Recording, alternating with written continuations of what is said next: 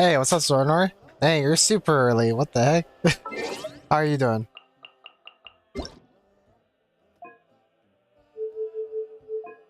Hold up, I was playing on Japanese. On my free time, I play Genshin on Japanese.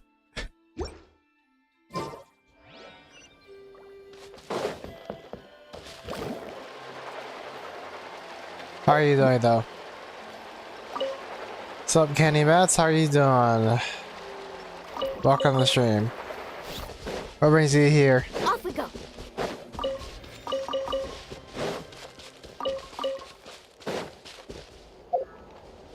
What was I doing? Oh yeah. Might as well do the what do you call it? Elite boss for Milani. How many do I need for her? Send. Oh, I actually need more of the spray feather. Yeah, no? You happen to play any of the Hoyoverse games or Valorant, or you just like browsing around for random streamers?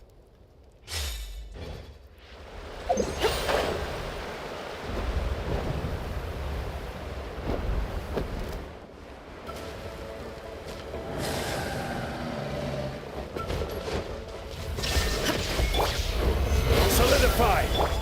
Quietly now.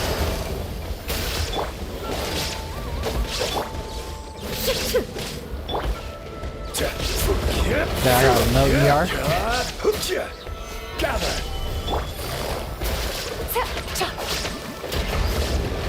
Shine down.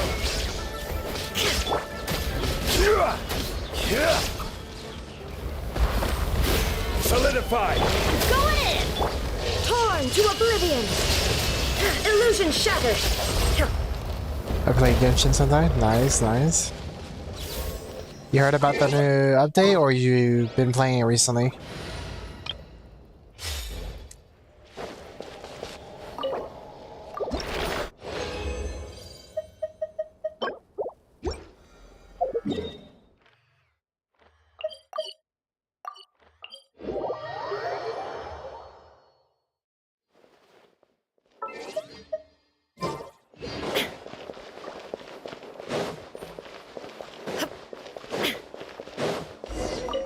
What is this quest?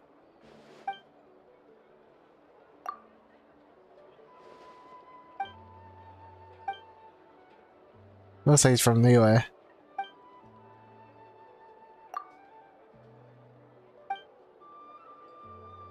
Yep.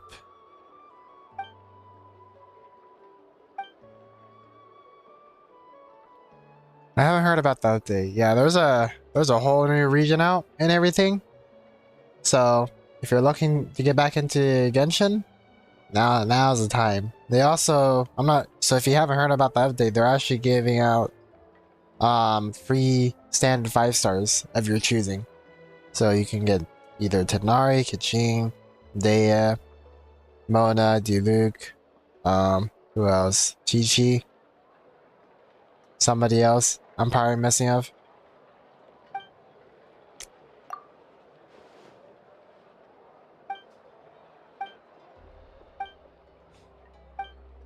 But yeah, there's a lot of new things.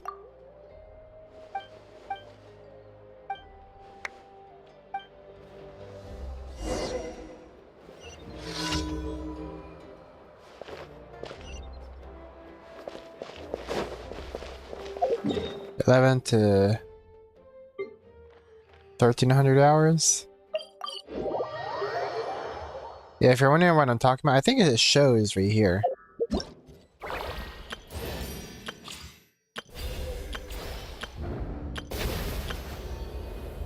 I think it doesn't show for me since I already selected my character, but under the event tab, you should see basically a bunch of standard characters that you can select. Like one, obviously, but that's where it would be if you haven't gone your free character.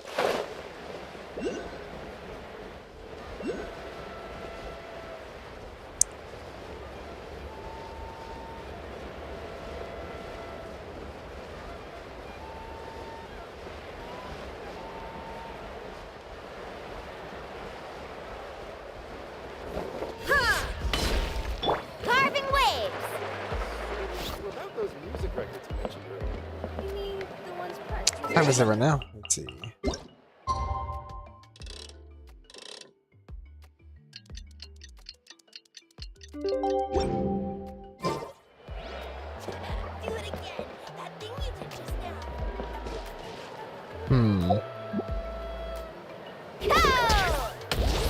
Whoops.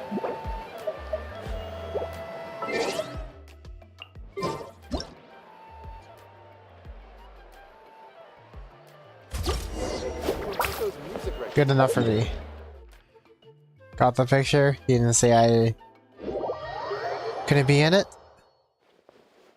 Let's ride.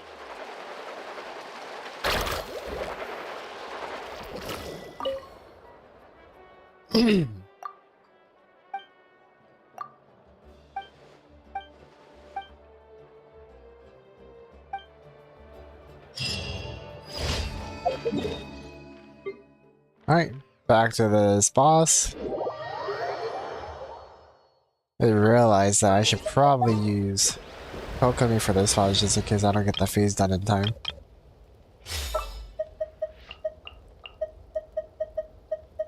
We'll need a strategy.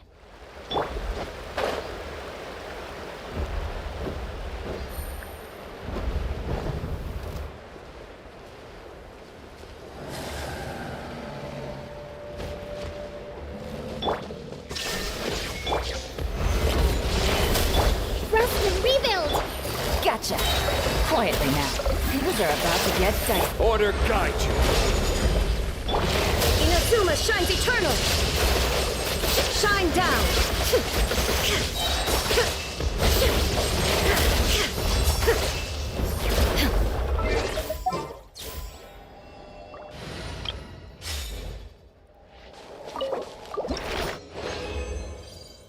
And they make it so easy to farm this now. Especially with the new World Ascension level. World Rank? Is that what it's called? I forgot.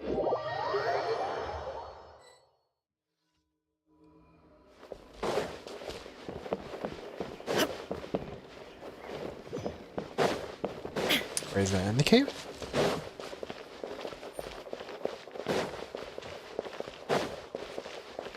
Or is it above? I think it might be above.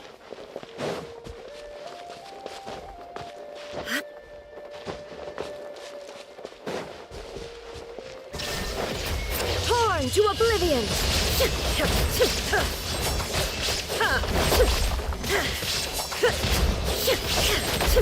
Illusion shattered.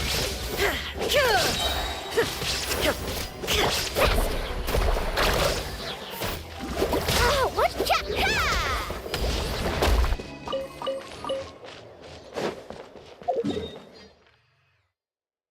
Perfect.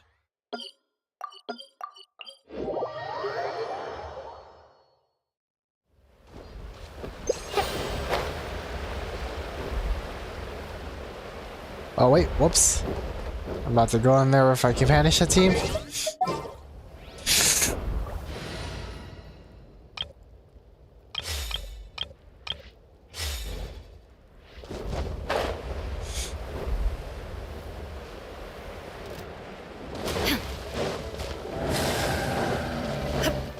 Shine down. Allow me. I will have order. Game's up. Time's over. Now you shall perish.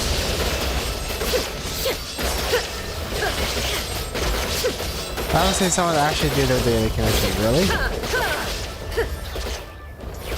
I'm more curious about like what the daily commissions are. Like some of the quests, like some of the dialogue ones.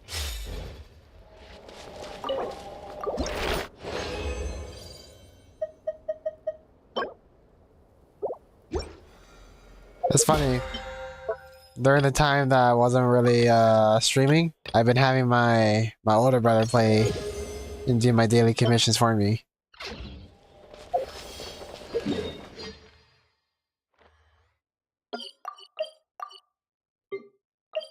Let's see, he's in danger.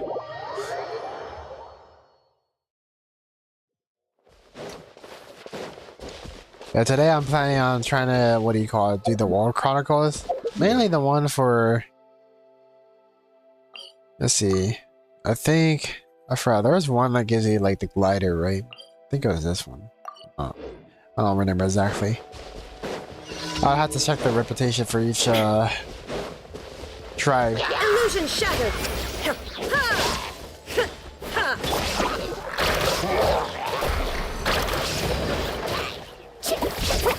Catch an epic wave! Let's ride! There is no It escape! looked like no damage.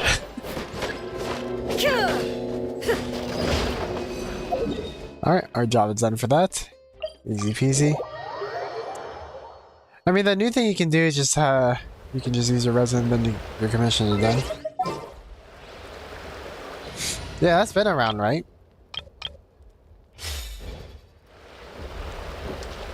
Yeah, like when that rolled around, like I already done Fountain commissions so many times. But since I haven't done any Natlan commissions, I'm just more curious to see, you know, what the new commissions are in Natlan. Shine down! Stabilize. Hold the line! Covenants of the deep! This is order. Busted. Gotcha. Things are about to get dicey. Torn to oblivion! Illusion shattered!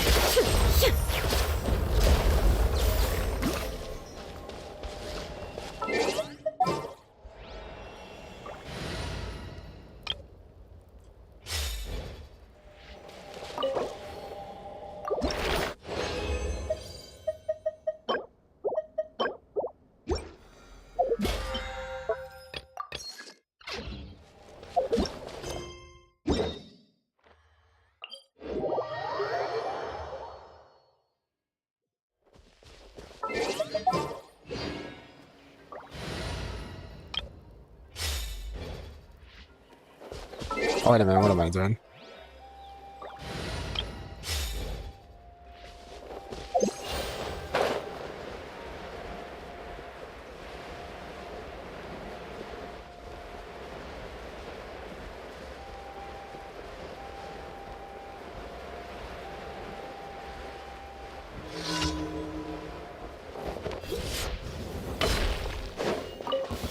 Well, Shine down! here comes another. Now you shall perish! This was new. Illusion shattered! Don't mind if I do. Let's do this then. Woohoo!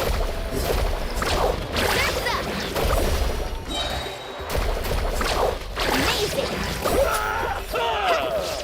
Shine down! Inazuma shines eternal! Yes, you are. Qualified after all.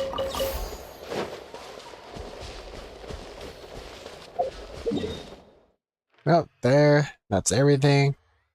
However, I think I can just collect the commissions from here, right? Oh. Oh, I guess I still gotta do it there.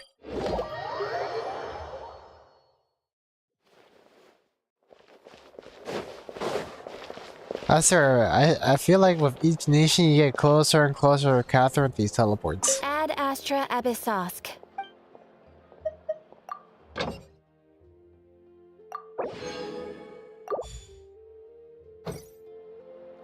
Ad Astra Abyssosk. Thank you for completing today's commissions. Here is your reward.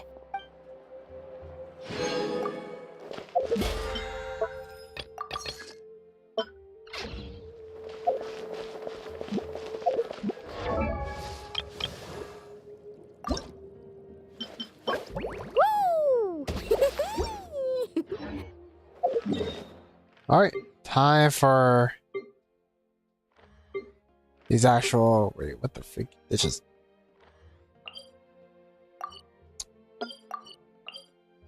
You know, we might as well start with this one. Fountain was the closest to Catherine, really?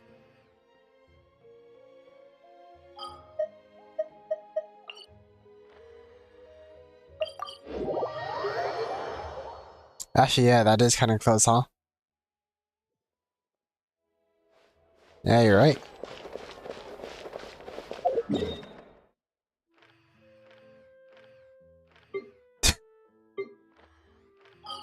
And then Natlan, it's a little.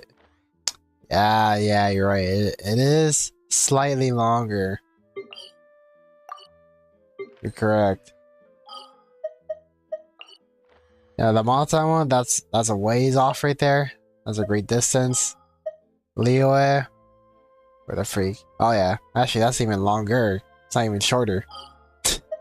And then Inazuma, that's where it got more short.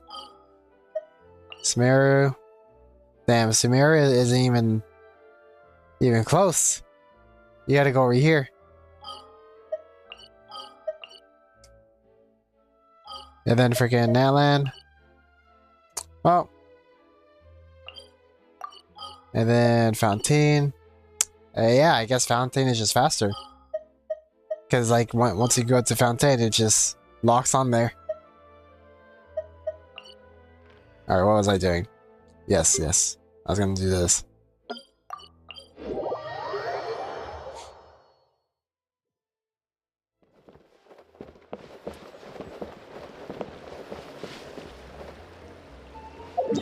Is this one above? No, it's like on the road. Actually, I don't even know.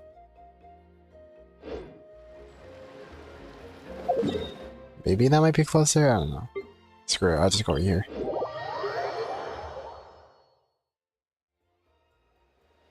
You can't really be close to the cannon at Fontaine except if Catherine literally becomes a teleport waypoint. Yep.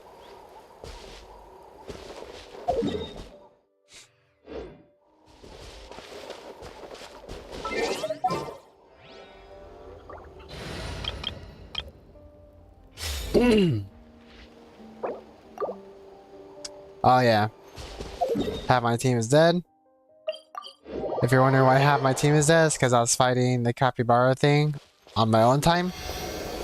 Because my little sister was like, hey, you should fight this capybara thing. I'm like, yeah, sure. Half my team got obliterated.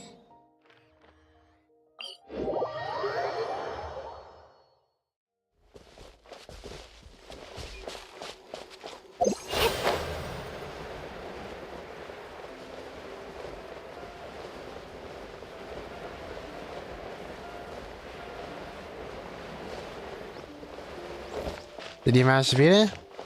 I did. I got the achievement.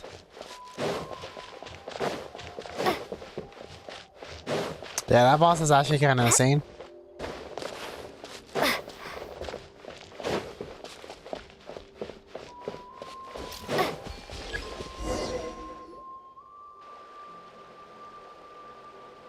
Hi, I'm Looney. Are you here to help find the baby Saurians? Well, there's actually dialogue for this? Toba, you must be the helpers that we've been waiting for. Is this part of the Archon quest? It's nice to meet you too, but we're just passing through. Oh, but Uncle Sanka said he was gonna send some of his friends over to help us. You sure he didn't mean you? We're afraid we don't know anyone called Sanka. Yeah, sorry. Whatever this is about, it sounds like you've got the wrong end of the stick. Apparently you can cheese it with Wrong Jean and end falling in. of the Oh yeah, I've stick? seen that video. Darn it! We've been tricked, Hooney. I should have known I do that have Jean. Glasses guy was a con But it artist. looks like it's very What are very we time supposed to do consuming about the from what baby I've seen. Saurians now? Time's running out. Time consuming It's and okay, repetitive. Hooney. Don't worry. Why don't you tell us what happened with these baby Saurians, huh? There's been a lot of unrest in the tribe No, lately. this is a and my repetition dad's Saurian quest. got injured. Her name's Nana, and she has 3 little babies. After what happened to Nana, her And babies for a were so repetition scared quest, that I'm they surprised it ran off has and hid. dialogue. I'm really worried about That's a nice them. surprise. So I decided to go look for them.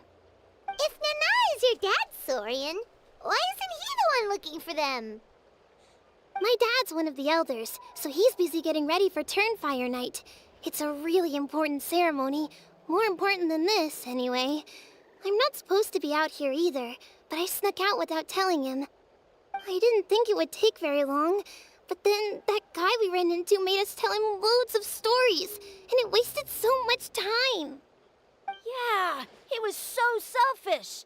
He doesn't have a heart. It's all right. Don't let him get to you. We're here now and we'll help you because we care a lot, don't we, Traveler? They should be. I already managed to find their tracks, and it seems like they're hiding on the cliff. Really? Wow! Thank you so much, Miss Traveler and Miss Paimon. Awesome. You gotta be careful out on the cliffs, though. They're really steep. Even grown-ups have trouble climbing them.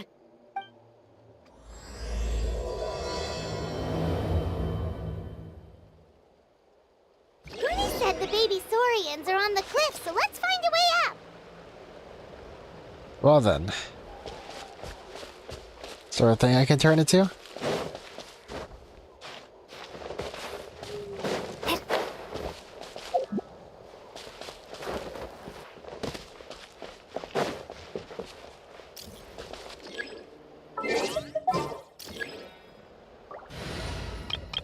Yeah, I might as well just use my this team.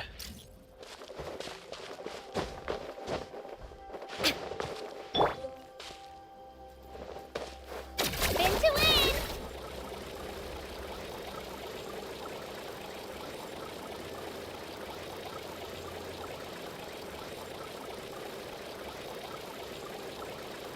As for an island, character exploration is pretty crazy, especially with their buzz being in this region.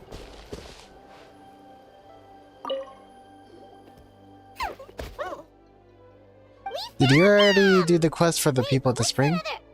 How? I'm not sure if I did. Well, if it isn't I don't think so. gruesome twosome who wormed their way into our servant circle of friends. Still awestruck from the last time we met? Would that be why you hastily scrambled up here to pay your respects the moment you saw us? I suppose we can't blame you. Such is the spell that our majesty casts on our minions. Very well. You heathens leave us no choice. The almighty Dragon Lord, Kahula shall grant you the audience that you seek. Come, pucker up. You may now kiss our feet. Wait, aren't you like Kenichi's sidekick? What the heck are you going on about? You're somehow managing to be even more annoying than the last time we met. Silence! Who are you calling sidekick? We are the Dragon Supreme, sovereign ruler of the Nation of Flame. We shall have you know that last time, were it not for Kenichi's earnest pleading on your behalf, you would have received not a single word of mercy. Oh, come on. You talk big, but Kenichi clearly has you under lock and key. That's great, Sovereign, to you. You dare invite the wrath of the almighty Dragon Lord, Kahula How. You will burn in turn fire for 1,000 years for your blasphemy. If you must know, our humble servant begged us to investigate an abyss incident near Hoytzitlan, and we chose to grant his request. If I remember, well, I think you can get some mats for Aslani if you do it. Well, Lonnie, my bad. I had bad eyesight. I was like super away from the street. Yeah. I think I know what you're talking about then. I did do a world quest for that area where you go up into the islands, right, and everything. I did some up on the last stream, I think. Abyss incident? See this little lizard? Its mother, a medium-sized lizard, came under the influence of abyssal power. In her confusion, she attacked my servant's tribe, then assailed her own offspring. Yikes. So how is she doing now? She was but a lowly bug fighting against the power of the abyss. Naturally, she has departed for the Night Kingdom. Such a fragile creature. Apparently, she ended her struggle by leaping from a cliff. Leaping from a cliff? My dear anemic flying ant, as addled with questions as your head may be, please keep them to yourself and wipe that absurd expression off your face. We are the almighty Dragon Lord Kahula How, not a wish-granting fountain. Anemic flying ant? You... Just you wait. Two can play at the ugly nickname game. We sense a faint abyssal energy. An evil sorcerer must be lurking nearby, but they are well hidden. If you encounter any suspicious outlanders, be sure to give them a robust interrogation. Suspicious outlanders? Wait, are you mocking us? How dare you cast aspersions on your ruler, heathen! You're just lucky that our servant has such vile taste in friends. Otherwise, we would beat you black and blue, and then purple, then black again! If you're not here to kiss my feet, then get out of my sight. Do not impede the work of the almighty Dragon Lord, Kahulahau!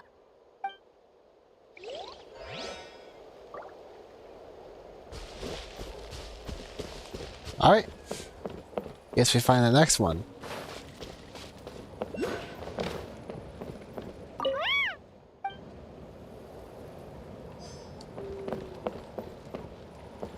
So we just happened to get the— oh no! No. Why? Playing again, Kachina. That wasn't my fault.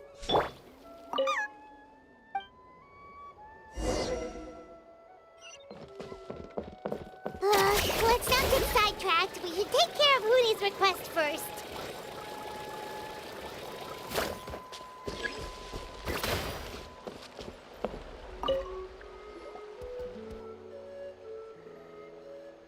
Wow, you're back already? That was so fast. I'm so glad that the babies are all right. Thank you both so much. Now we can finally go home and stop worrying about them. You're welcome. Piece of cake. You're not from Natlan, right? Because your clothes look different than ours. Hey, you must be tired after all that climbing. You should come take a rest at my house. Yeah, please come. I promise you'll get a big Scions of the Canopy welcome. We love having guests, and you're really nice people. Not like Glasses Guy. By the sound of it, Glasses Guy wasn't from Natlan either, right? Uh-huh. Well, his clothes sure weren't. You know what? Now that I think about it, there was something really fishy about him. Really? Maybe he was the suspicious outlander that Ahau mentioned. Sure, if you're interested. Oh, let me think. How did the conversation go again? Oh, please, mister. I've told you so many stories already. When are you gonna help me find the baby Saurians? Just one more story. One more, I swear. Why don't you tell me more about that ball of fire? I heard that there was a huge transparent ball of fire that used to burn 500 years ago, 1,000 years ago, maybe even further back than that. Oh, you mean Turnfire. That's where the ancient name Mollypo comes from. Oh, wow. So it was the origin of an ancient name. That's impressive. Uh-huh. There's a story behind every ancient name. The legend goes that the Turnfire first appeared in the era of the Grand Alliance. It was used by the tyrant Och Khan to rule over Natlan and oppress anyone who opposed him. Turnfire is different from normal fire. If you get set on fire with it, you'll feel horrible burning pain from behind you, but you won't die from it right away. And whatever you do, you mustn't turn back to look at it. Why? What happens if you turn back? As soon as you turn around, poof! You get burned to a crisp. Well, good golly gee. I mean, it's one thing to singe someone's clothes, but burning people alive? That is a big no-no in my book. Right? How nasty is it to burn someone from behind and not even let them turn around to look? Och Khan really was an evil tyrant. Yes, shocking behavior.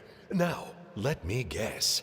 Eventually, a valiant hero came to save the day? That's usually how these stories go. Good guess, Uncle Glasses. Seems like you really know your stuff. The hero was called Yupanqui. He's the ancestor of our tribe. Yupanqui was friends with Ochkon the Tyrant, and also Shibalanke, the first Pyro Archon. He was working as an ordnance officer for the Grand Alliance at the time. He didn't like how Ochkon was such a cruel tyrant, so he stole the Turnfire and threw it at the Ochkon's army. The soldiers couldn't defend against it, and they all got turned to ash. And that's how our ancestors set our people free. But just as he was about to leave the city, he thought he heard Ochkon calling out to him from behind. It caught him off guard, and he turned around to look. But Ochkon wasn't there. All he saw was a city burned black, an army in ruins, and giant flames reaching up into the sky. A split second later, the flames he saw burst out from inside his eyes and swallowed him up. All it took was a single glance. As soon as he looked back, he was burned to a crisp. The question is, was this the price he paid for stealing the Turnfire, or the price of turning back? Nobody knows the answer, but the fire that consumed Yupanqui burned more fiercely than any other. It burned for 100 days until it burned a hole right through the ley lines. And then, the flame dropped into the deathly dark Night Kingdom, where it still burns to this day. The grown-ups say that it lights up the path that leads to the next life. But for the dead to be reborn, they have to accept the flames and be purified by the fire first. It's like a final look back at your life, where you have to answer for everything you did. Anyway, that's the story of Yupanqui's Turnfire. Ah, a fine parable indeed. So, is it true? Is it really possible to find this fire in the Night Kingdom? I don't know. I think it's just a story. Either way, I assume this name has been passed down in your tribe ever since? Sure has. It went to Burkina, the hero that we celebrate on Turnfire Night. But that was 500 years ago. Yeah, and now it belongs to Kanich, so we often call him Malipo Kanich. Kinich, huh? All right, Uncle Glasses, that's enough stories. Now, can you please go find the baby Saurians for us like you promised? I would, but doesn't the legend of the Turnfire teach us not to look back? Let's not go dredging up the past. Wow, what did I ask? Tell me more about this Kinich guy. One more story, I swear. Starting now. No? Careful, Toba. You look dangerously close to cursing me out right now. Tut tut, we can't have that. Cursing is for grown-ups only. Uncle, you'd better not be trying to trick us, or the Turnfire will get you when you die. How would it get me if I'm outside of Natlan? Uncle Glasses isn't from here, you know. Unlike you. Huh? Wait, is that?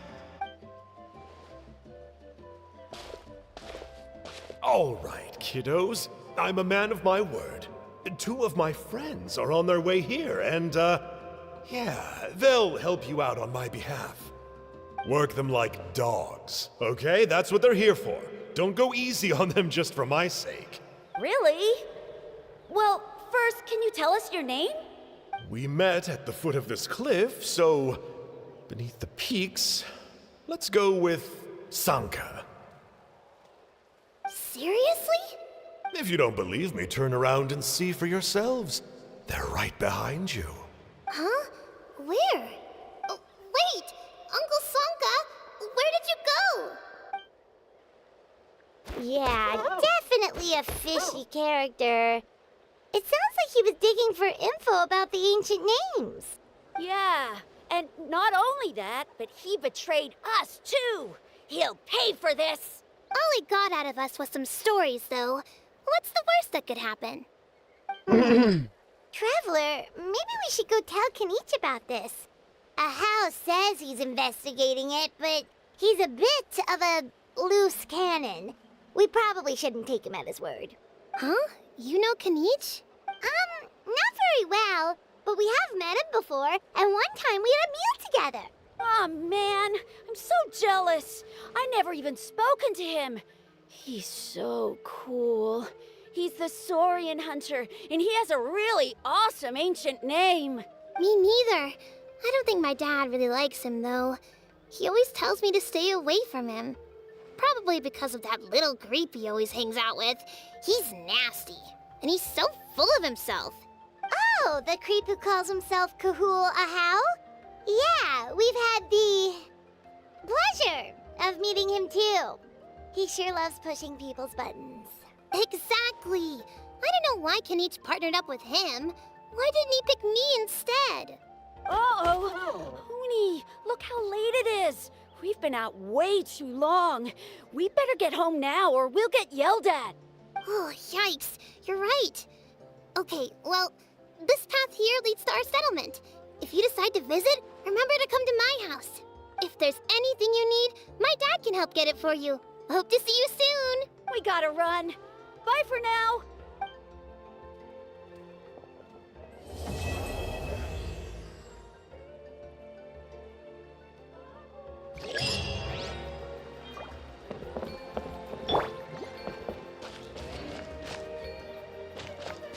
Need a surfboard?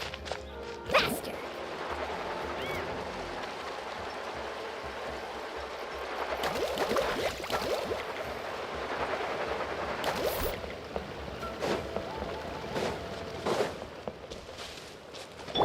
Let her rip!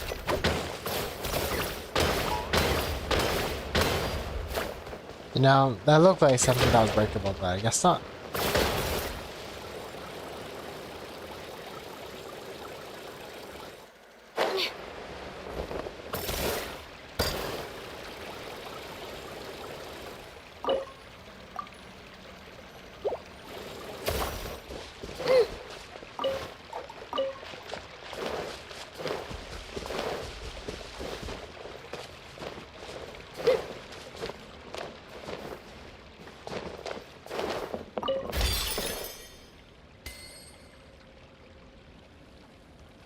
Alright, this quest is not finished. You will get the end marketing releases. Oh, okay. Well, that makes sense, I guess. I guess they're gonna make this as character quest, is what I'm assuming.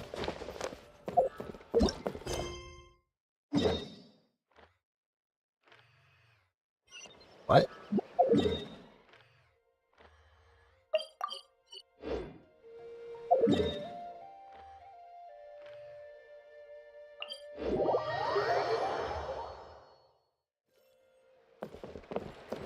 Let's go, Twirly!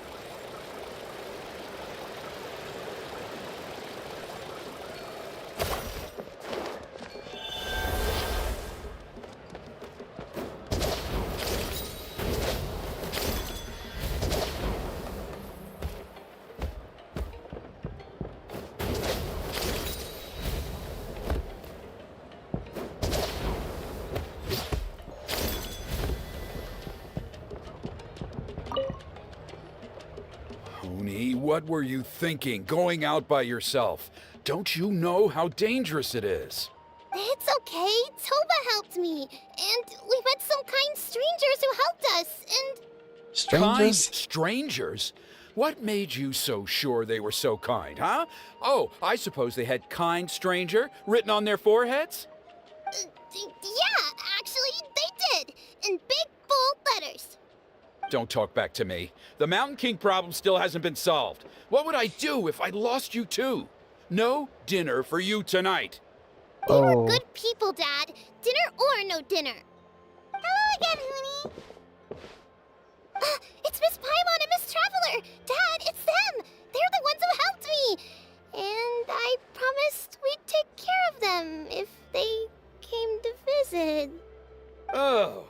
So you're the kind strangers. Well, Did I just help you earlier?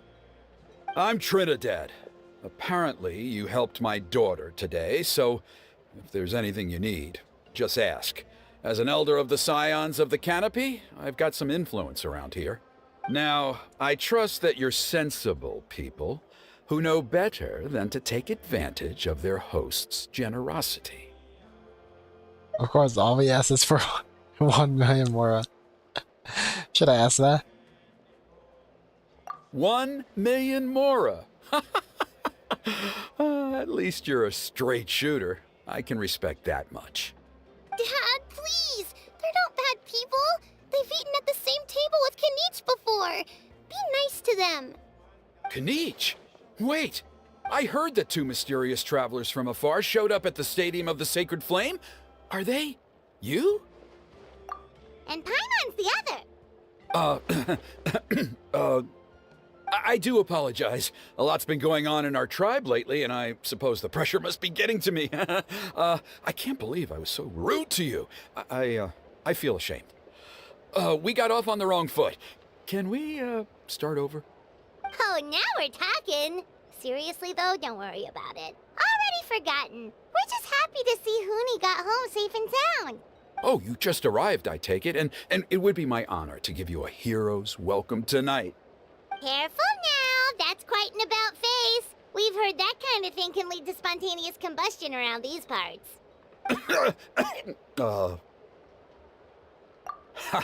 My dear traveler, you are very perceptive indeed. Go inside now, Huni. Dad's got some important business to discuss. Okay. Look after Miss Traveler and Miss Paimon. They're very special guests. Well, we'll hear you out, but we can't make any promises that we'll be able to help. Well, this is a matter of utmost importance. Please, allow me to explain. For many years, our tribe has celebrated the Turnfire Night. It is a traditional ceremony among the Scions of the Canopy in which we remember our ancestor, Burkina, and his companion, Kangamato, the Mountain King. Burkina was a hero who bore the ancient name Malipo, and Kangamato was a powerful Yumkasor warrior. Together, they fought against the Abyss. Yeah, that thing is hella huge compared to the guy fighting. They were victorious, but it came at a great cost. Burkina paid with his life. The Mountain King survived, but was contaminated by the Abyss, and he remains in hibernation to this day. Normally, Yumkasors never live longer than a century. It is possible that the Abyssal Power is responsible for his unnaturally long lifespan. Oh, that's right. The Mountain King is a living symbol of our glory, but even this glory comes at a price.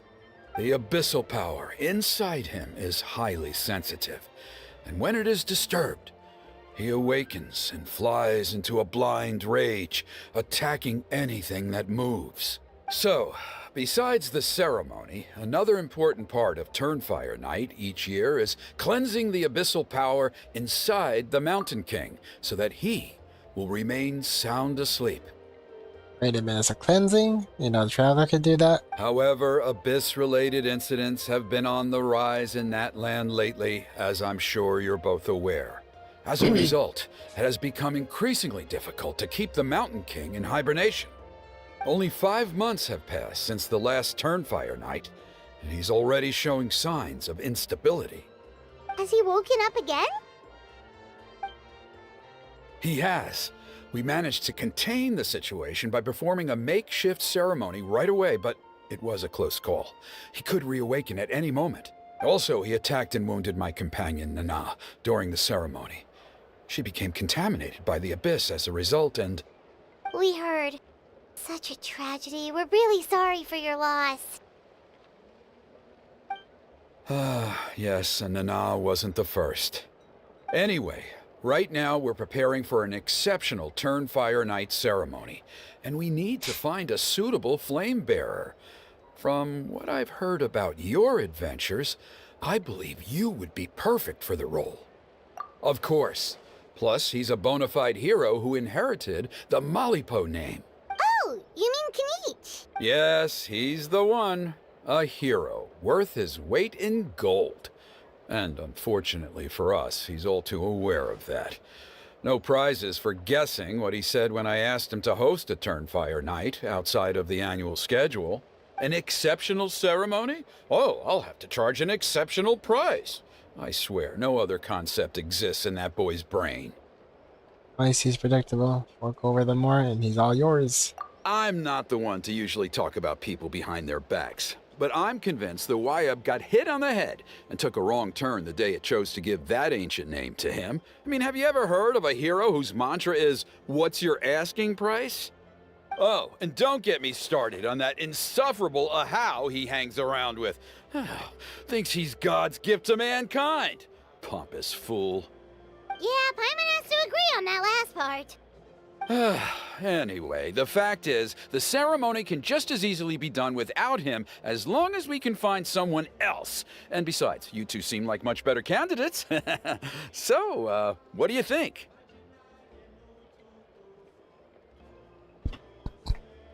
What if I ask for the asking price? Well, there's only a few days left before the ceremony. We can't afford to waste what little time we have on negotiating with him. Now, I much prefer if you would consider taking his place. Wonderful! I can't thank you enough. Huni was right about you. You have kindness in your hearts. Come with me to the other side of the mountain. I'll bring you up to speed on each step of the ceremony. Less experienced warriors, I'm sure you'll pick it up in no time.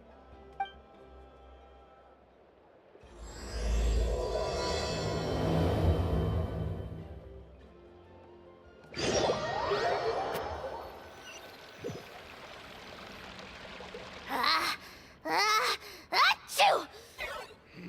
Curses! Who dares insult the great Kahula How behind his back? You should ask a million more for this.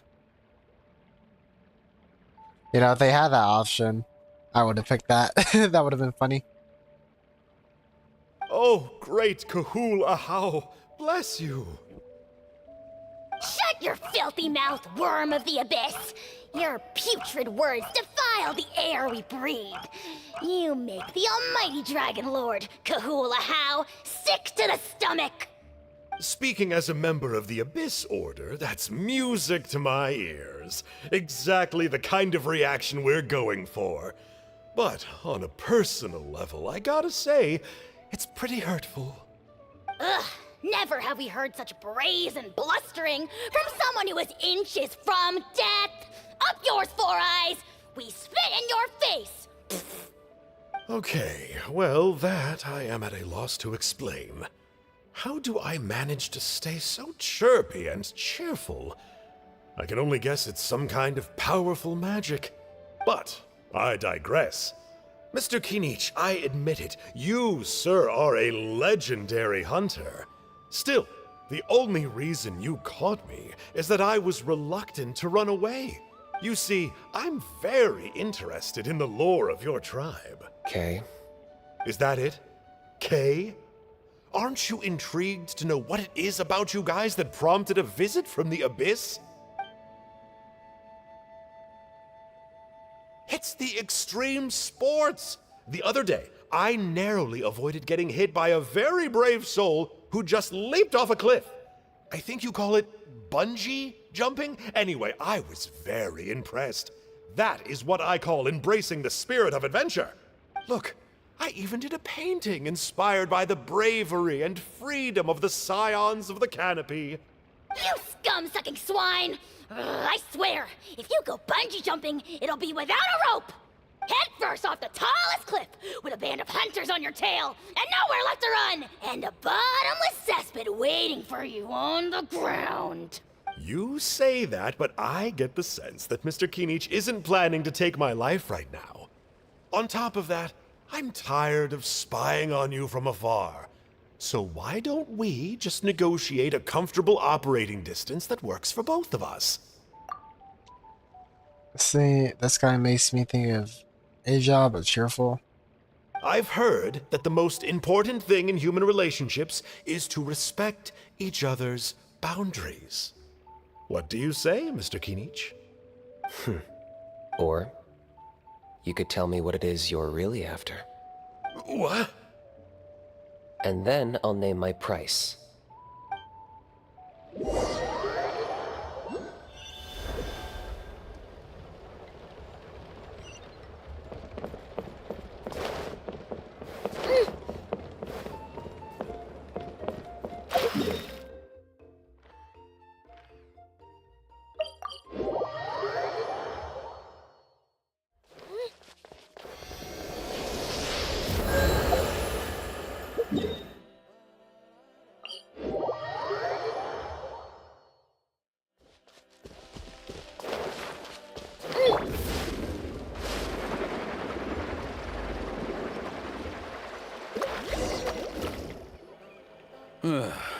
The Abyss contamination is back. No surprises there. No doubt that explains the Mountain King's recent activity. See those torches over there? Those are the Sacred Flame offshoots that we requested from the Stadium of the Sacred Flame. They contain the power of the Pyro Archon. Are you saying that the Sacred Flame and the Turnfire are the same thing? Well, for ceremonial purposes, at least. Sending someone to the Night Kingdom to retrieve the legendary Turnfire isn't exactly an option. More to the point, though, the Sacred Flame is able to burn away abyssal filth, so that's why we use it in the ceremony. Gotcha! So basically, we just need to clean up the filth with the Sacred Flame. Well, that's one part of it, yes, but the complete ceremony is a bit more complicated than that. First, the flame bearer must collect a kindling of the sacred flame from the starting point, then use a grappling hook to fly up into the sky and light each of the sacred flame pillars. Then, they must go down into the canyon, all the way into the cave where the Mountain King slumbers, lighting braziers and the final altar along the way. The most skilled flame bearers can accomplish all of this without touching the ground once. As much as I hate to admit it, Kinich is capable of this. Wow! He can do all that flying without ever falling to the ground? Well, of course Paimon can. It'd be much harder for you guys. Well, don't worry. It's not a requirement of the ceremony. You're allowed to touch the ground. The only thing you're not allowed to do is turn back. The flame bearer must always keep moving forward. You can't skip a pillar, then come back to it after lighting the next one. To do so would be to disrespect our ancestors. So, what actually happens if you do turn back? Surely the fires don't just go out. If you're not careful, you might get burned. What about today then? Does the same rule apply? Oh no, don't worry. Today is just a practice. The order doesn't matter.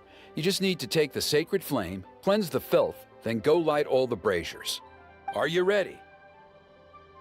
I'll repeat all the key points again. Gather the kindling, cleanse the filth, and light all the braziers. I'll wait for you at the end.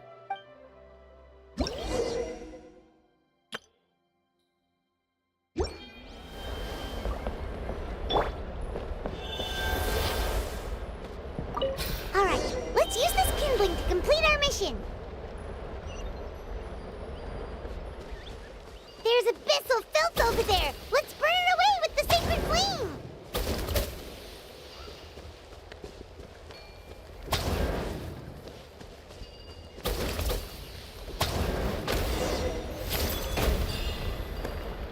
Whoops.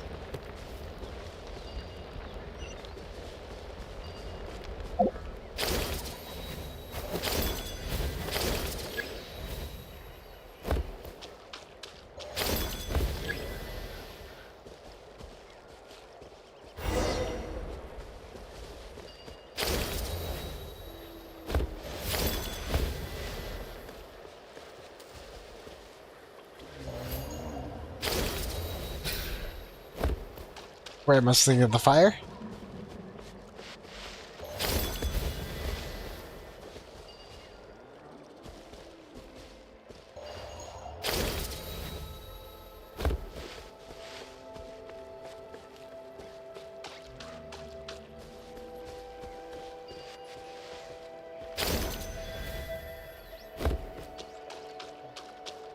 I'm definitely doing this wrong.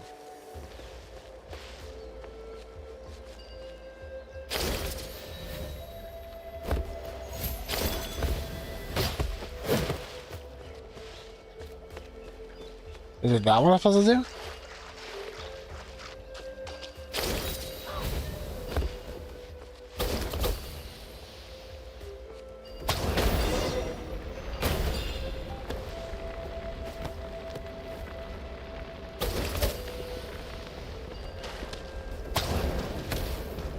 Okay, I'm supposed to pick that up. Okay, that makes sense.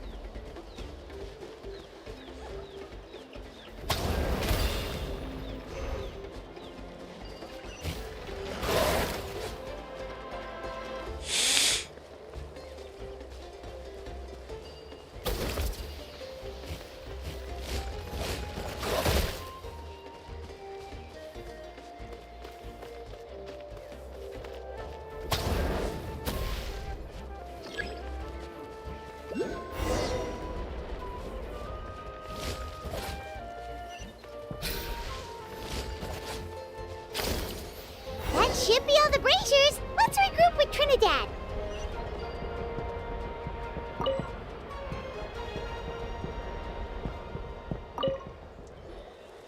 I knew I was right about you. Alright, You that have wasn't too bad. outperformed all of the other previous candidates.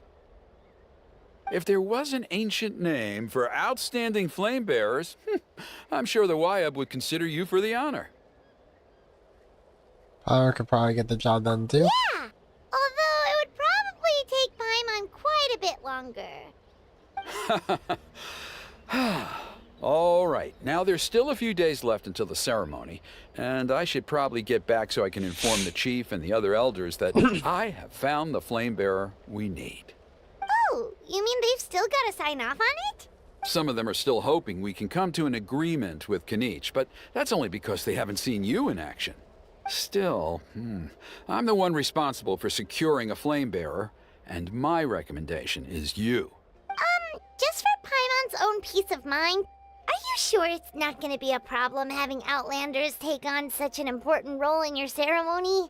See that place over there?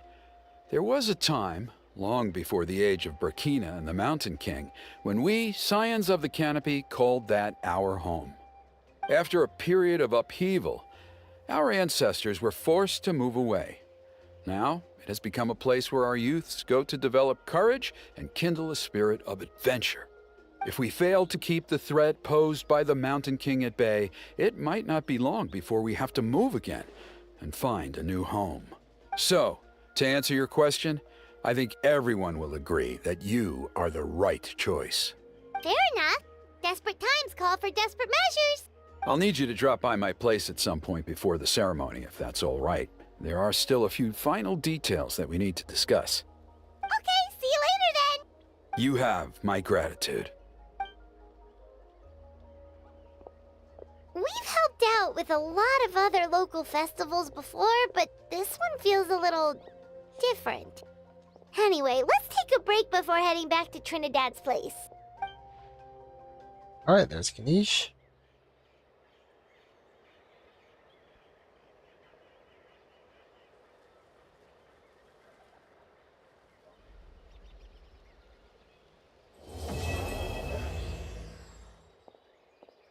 Will be continued.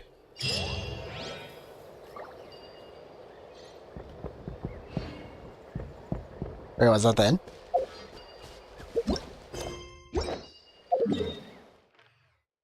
I guess that's the end for now.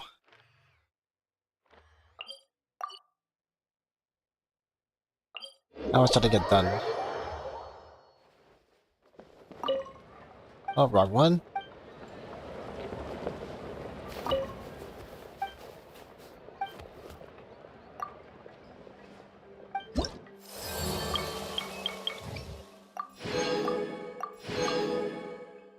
Kenichi's deal.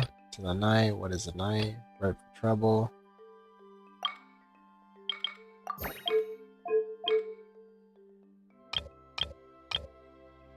Unlocks in 14 days and 2 hours.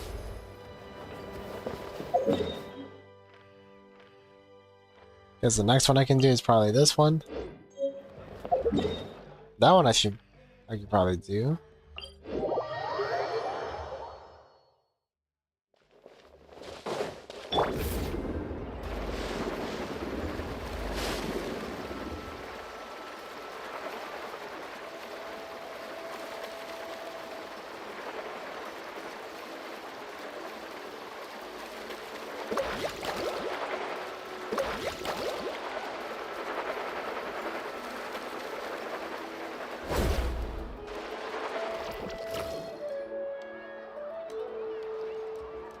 Someone looking for me?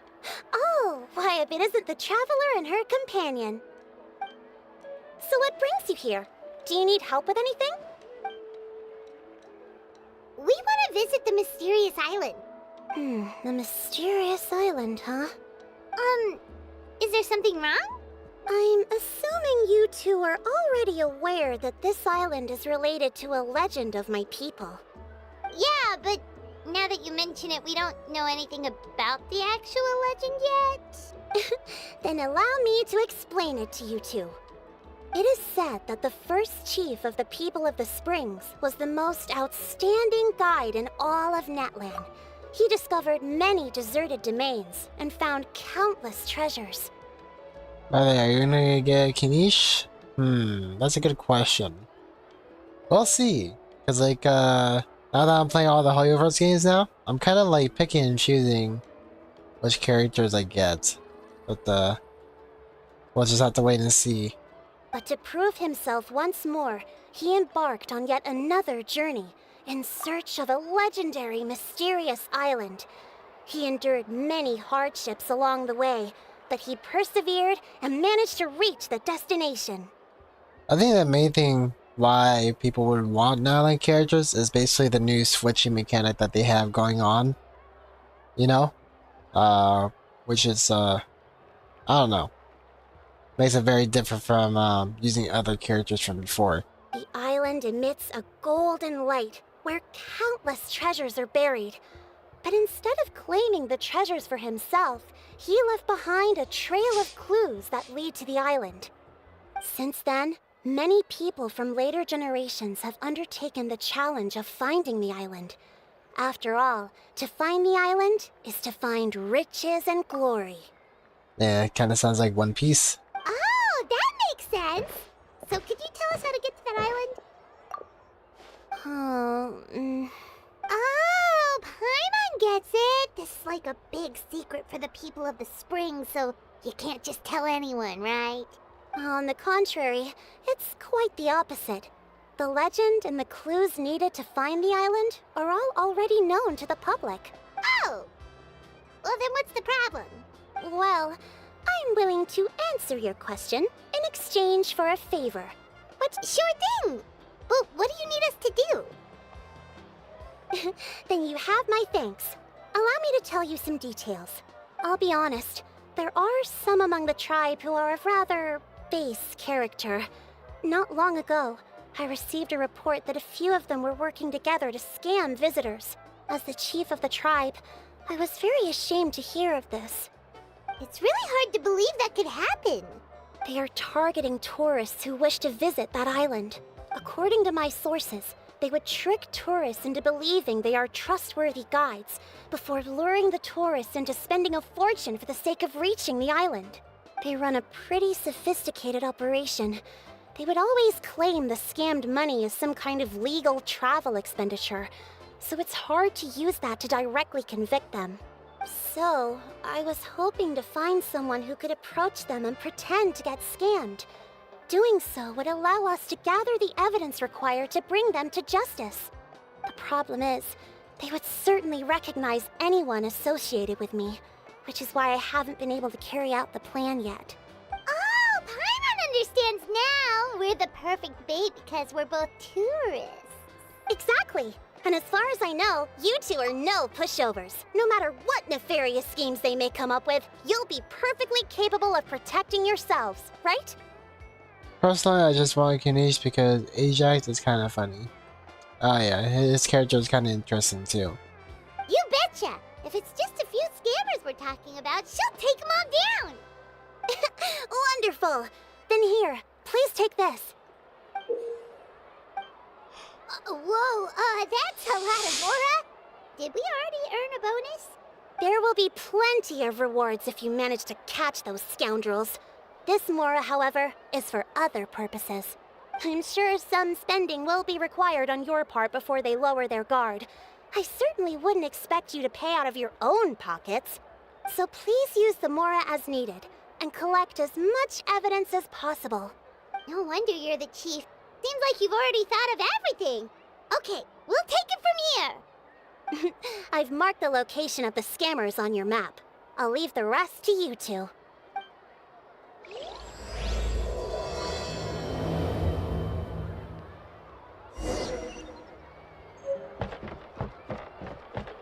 Carving waves!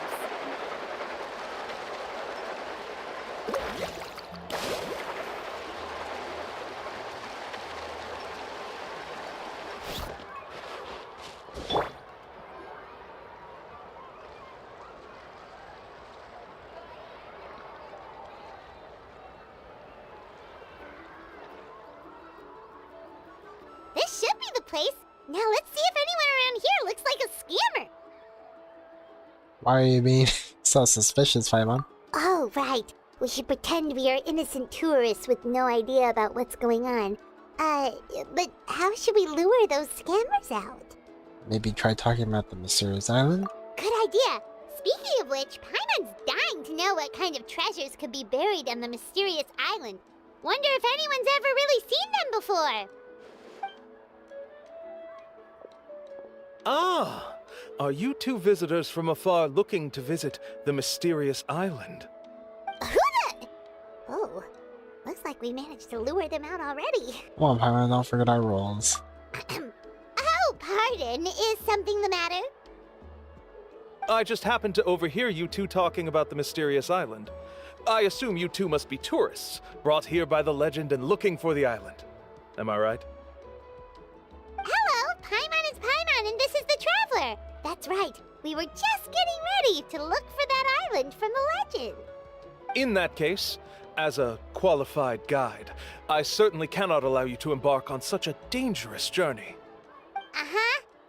As the legend says, if you can manage to reach the mysterious island, riches and glory will be yours for the taking. Be that as it may, the journey to the island is full of untold perils and dangers. It would be nigh impossible for any average person to reach the island. But you are in luck. Allow me to tell you the purpose of our services. It just so happens that our mission as guides is to help visitors avoid danger, find shortcuts, and successfully reach their destination. Please, there's no need to worry. This was just one point I had to make perfectly clear. Although the legend and the clues to finding the island are known to everyone, the leads left behind by our ancestors are as enigmatic as riddles found on a lost treasure map. Only guides bestowed with the legacy of our ancestors can correctly decipher the clues. Tourists who rashly embark on their own often wind up lost and encounter unnecessary dangers. Huh. He actually sounds pretty convincing. But it seems like fate has brought us together. So, what say you to having me as your guide? So how much will you charge us? Not to worry. I don't intend to charge any fees. So you'd be working for free? For us, people of the Springs, guiding guests to the mysterious island is a great honor in and of itself, worth more than any amount of Mora.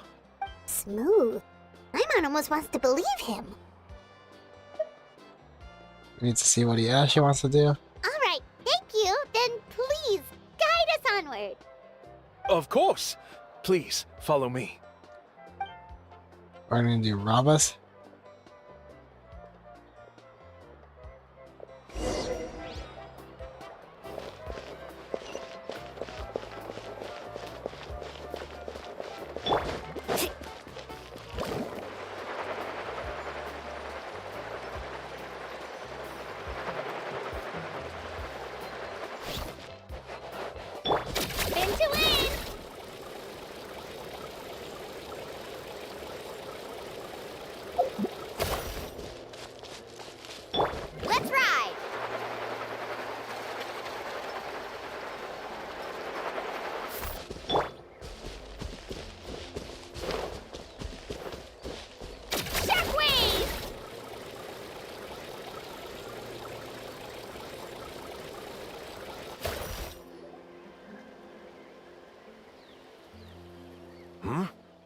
Are you two here to take pictures with the Koholosaurs? Really? Can we? Ahem. Huh? Oh, you two must be here to seek insight from Atta, right? Atta? Insight? Wait, are they talking about the dinosaur thing right there? Shh, not so loud. Openly saying their name in such a manner will only cause them to loathe you. Oh my gosh. I apologize for not explaining earlier. As you can see, Atta is the elder Koholosaur. My senior here is responsible to serve. Atta is highly respected among the tribe and is far more knowledgeable than other Koholosaurs. They say that Atta has actually visited the mysterious island before. Therefore, we must rely on Atta's insight to know how to get there. Really? But how do we do that? Can a Koholosaurus elder talk? You need only slowly approach Atta. Once Atta has confirmed your scent, they will provide their wise insight. In the language of the Koholosaurs, of course. But no need to worry. The ability to interpret this language is one of the basic skills required of a guide from the people of the Springs. I can understand Atta's instructions and will lead you on the journey ahead. Alright, then let's give it a try. That'll be 10,000 mora per person. Huh? In order for Atta to give us insight, they must recall their past, which can be extremely taxing for a Koholosaur. Cost to maintain their health can be quite high, you know. I'm sorry. Such expenses may arise in the process of finding our way, but as long as we reach the mysterious island, these costs will be quite trivial in the end. There you have it. Paimon knew there was no such thing as a free lunch. Oh, Paimon has an idea. She bets they've just made up all that stuff about the talking Koholosaur. But if we can get a receipt, that'll be proof that they're scamming tourists. With that kind of evidence, there'll be no doubt they're guilty. What's taking them so long? Well, what do you say? I'll even throw in a group photo of you two with Atta. You won't ever find another deal like this. Oh, that's an unexpected bonus. Quick, let's pay the man. I said the picture would be our receipt. And we get a picture too. Alright, hold up.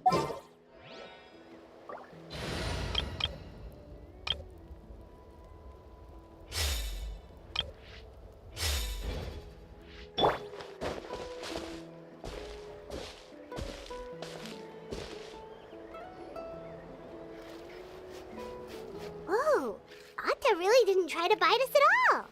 You can also pose now if you'd like a photo together. Okay.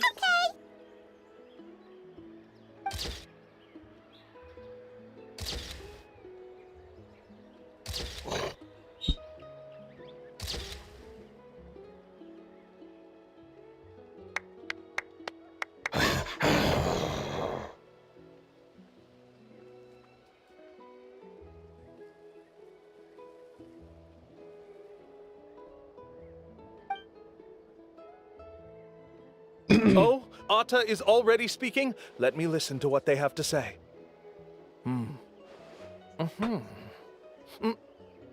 Oh, I see. Could you really get anything from that noise? Of course. Like I said, only a guide like me can understand their language. Let's follow Atta's instructions and proceed to the next area. Here's your group photo. I even packaged it up for free. Any chance we could get a receipt for that? No problem at all. Here you go. Please, come with me. We still have a lot of the Chief's more to use. Why don't we keep up the act and gather some more evidence? Paimon's curious what other tricks these scammers are using.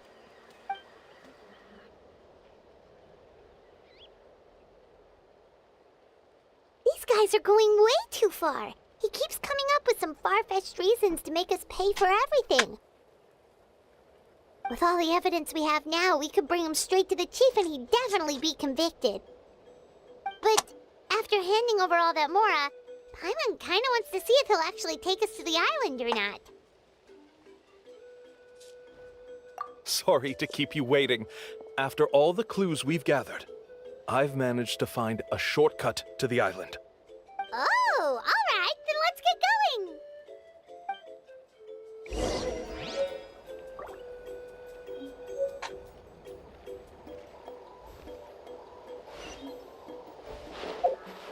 Alright, can we actually look at the photo?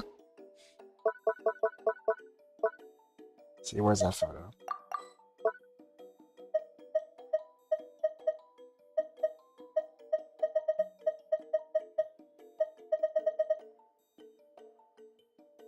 Oh, we can't look at it? Darn. But we can see the silhouettes at least.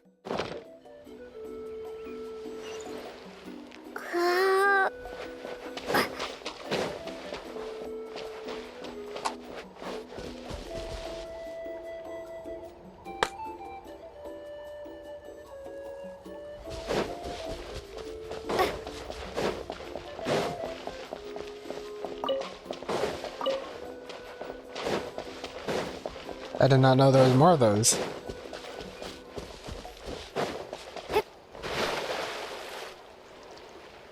This is the spot. The trails of sunlight will guide the way.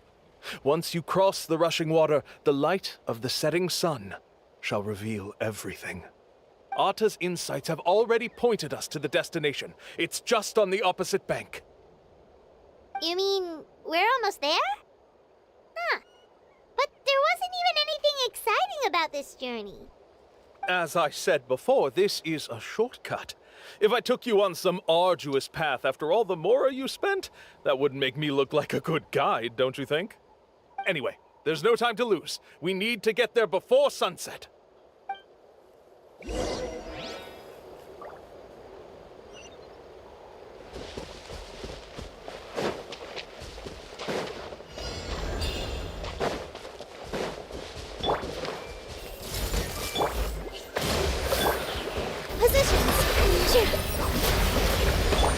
Scatter! Billowing surge!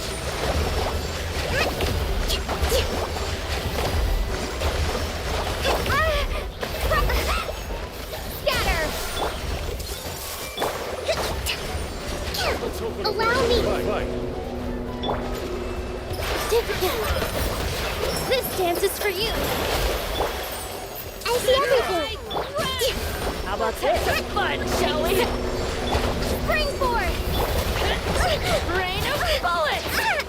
Torrent, bring refuge!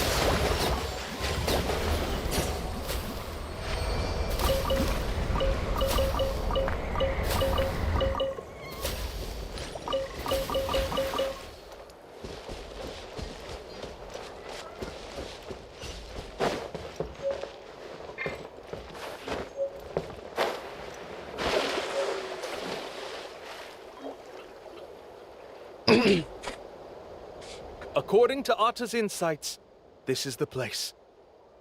We're here. You mean the mysterious island? Yes, I've led you to the island just as I promised, which means it's time for me to say goodbye. Hold on! Are you serious? This is supposed to be the island? Then what about the treasure? And look at these wooden signs and artificial lights! Even we can tell it's fake!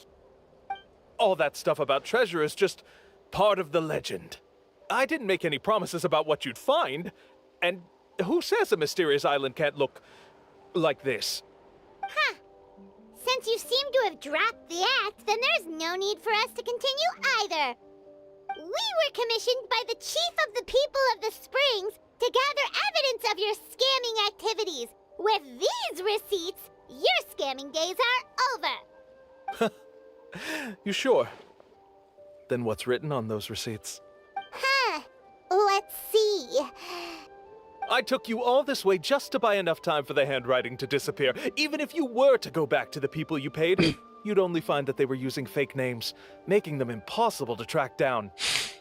You want to report me for scamming tourists? Then be my guest. I'll just say that I'm being falsely accused. With that settled, I'll be going now. Now he's trying to get away! Let's go after him!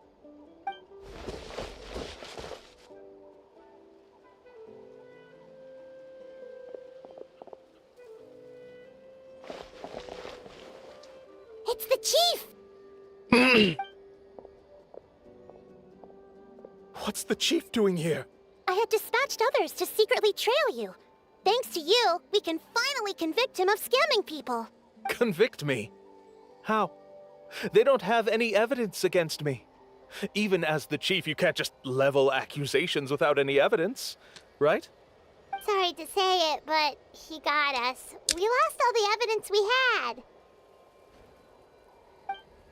Not to worry. Let's search him first. Hey, what are you doing? Keep your hands off me! That's my Mora!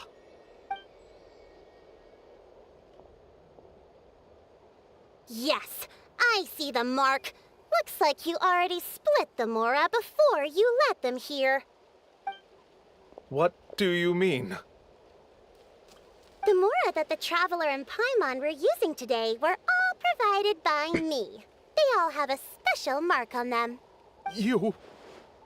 So, there must be an explanation why the Mora that should have been theirs ended up in your hands, right?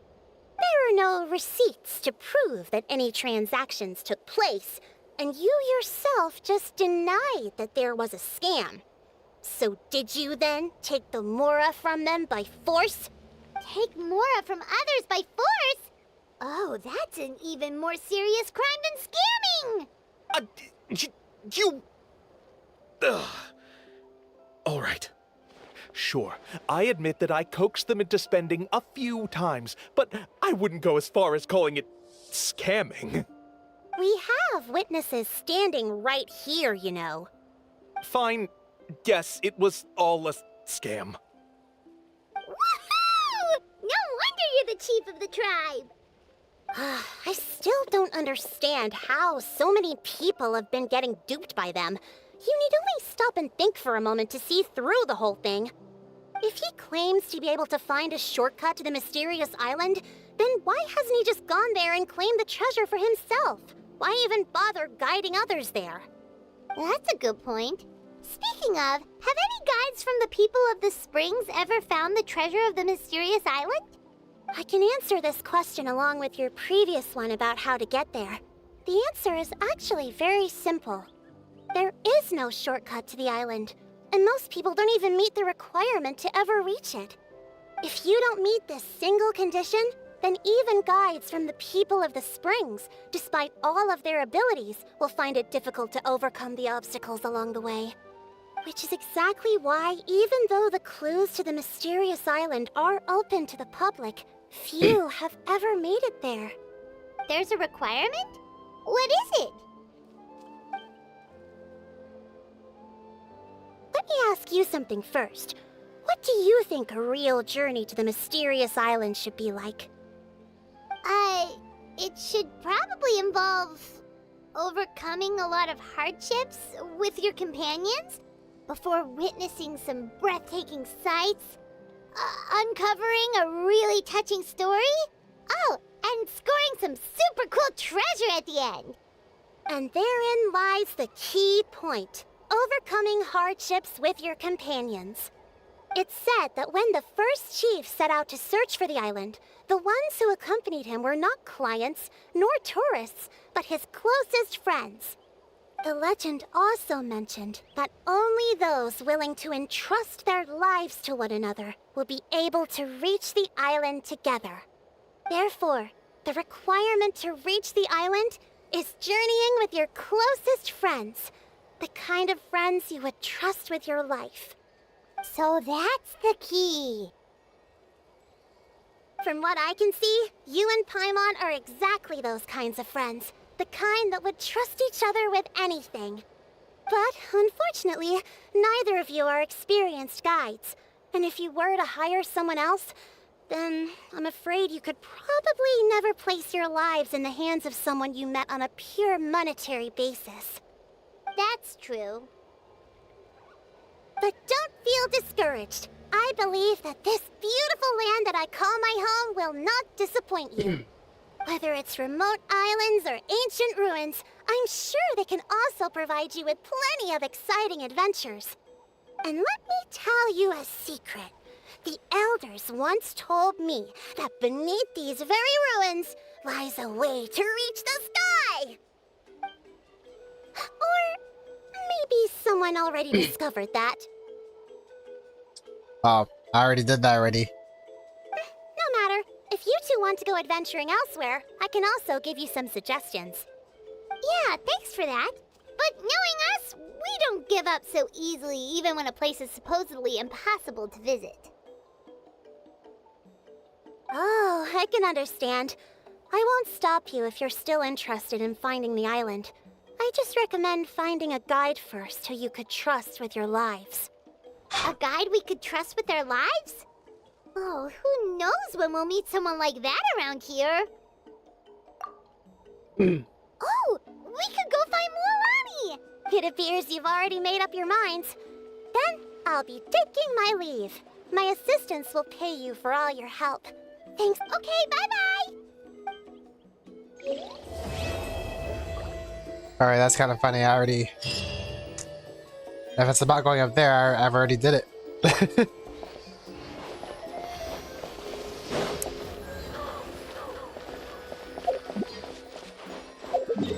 I guess we're still gonna do it with Milani then?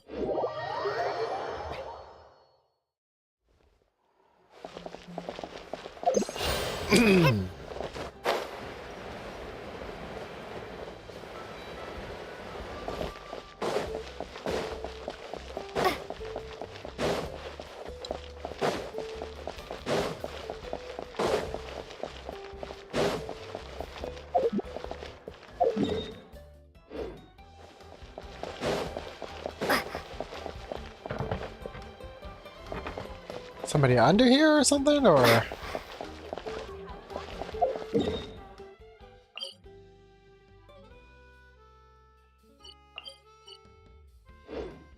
It's right here, right?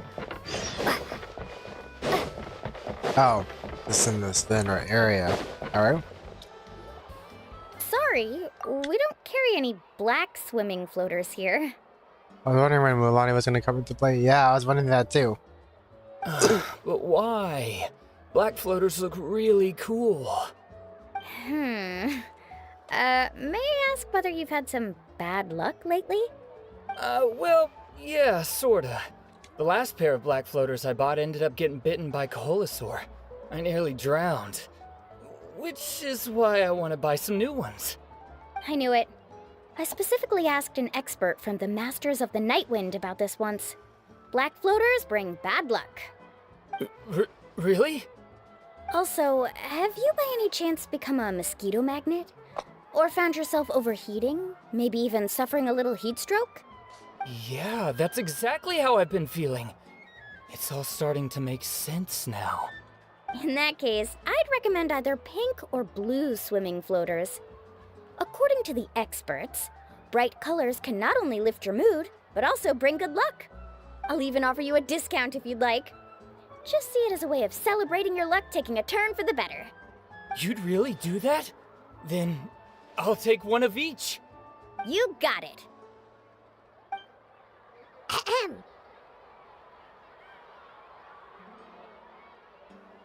Well, hello there! If it isn't the Traveler in Paimon. It's been a while, Mualani. Was all that stuff you were saying just now really true? Do pink and blue floaters really bring good luck? Of course. I know a friend who nearly drowned once, but because she was wearing blue floaters, a group of Kaholasaurs came to the rescue and brought her back to shore. Whoa, for real? But let's get back to why you're here. Are you looking to buy some water sports products? Come on, don't be strangers now. I can give you whatever you need. You are guests here, after all. It's only natural for me to give some gifts to you. No, we actually came here to ask you to be our guide. Well, you've come to the right person. So, where do you want to go? Milani really knows how to do business. Honestly, I thought she was gonna give like a, what do you call it, like a scientific explanation why bright colors are better than the dark colors or something, but she just said bad luck, good luck. I was like, what? I guess they're not that sophisticated yet. There probably is a good reason behind it, but they just don't really know. We want to visit the mysterious island from the legend. A trip to the mysterious island? Oh. Do you have any concerns, Mualani? I assume you're already aware of how difficult the trip will be. Yep, your chief has already made that pretty clear. But with our adventuring experience and with you as our guide, we'll definitely be able to reach the mysterious island. Then I'll have to explain some things to you first. I learned all my skills as a guide from Uncle Nu, and he's the best guide in the whole tribe. But apparently, even he has never successfully reached the island. With a good guide to lead the way, a journey should usually be fun and pleasant. However, going to the mysterious island is different, and I don't know if I can guarantee that. But since it's you two asking, I definitely won't refuse. It's just my duty as a guide to explain these things before I officially agree to go on the journey. Paimon thought this would be a piece of cake for you, but it seems like we're actually asking a lot. Paimon would feel really guilty to make a friend go through a bunch of trouble just for the sake of finding some treasure. Mualani? Whoa, what's the hurry? Come on, what are you waiting for? Kolo just got back to the tribe. I heard he found another underground ruin full of treasure. Oh, Kolo's back. Wait for me. Who's Kolo? Oh, he's currently ranked as the #1 guide in the People of the Springs. Besides the tribe's first chief, he's the only other guide who's ever made it to the mysterious island. Really? He's always out and about, so we don't get to see him often. Sounds like this is quite an occasion, though. Let's go check it out. Let me put up the closed sign first. Okay, come with me.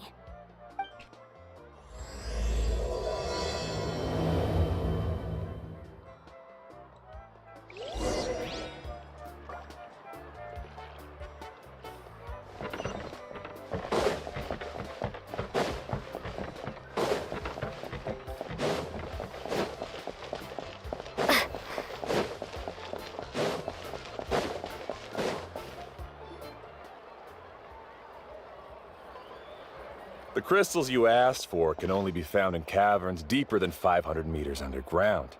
Here, have a look for yourself. As for the people you asked me to take along, they almost all got lost in a cave. Out of my sense of duty as a guide, I brought them all back. Next time, just save the trouble and let me go alone. Indeed. Well done. No wonder he's the best. I wouldn't dare to go more than 200 meters down into a cavern like that. I wonder how much he made this time. Whoa, it really does sound like a super amazing guide. Do you think you could get some pointers from him, Mualani? Who knows, maybe he could save us some trouble on our trip to the mysterious island. Ko'olo always treats his experience like trade secrets. He never tells anyone anything about being a guide. Oh, okay. But one day, I'll also be able to reach the island. That's him, right? Do you really think you'll be able to get his help? Allow me to do the talking. You must be the top guide of your tribe.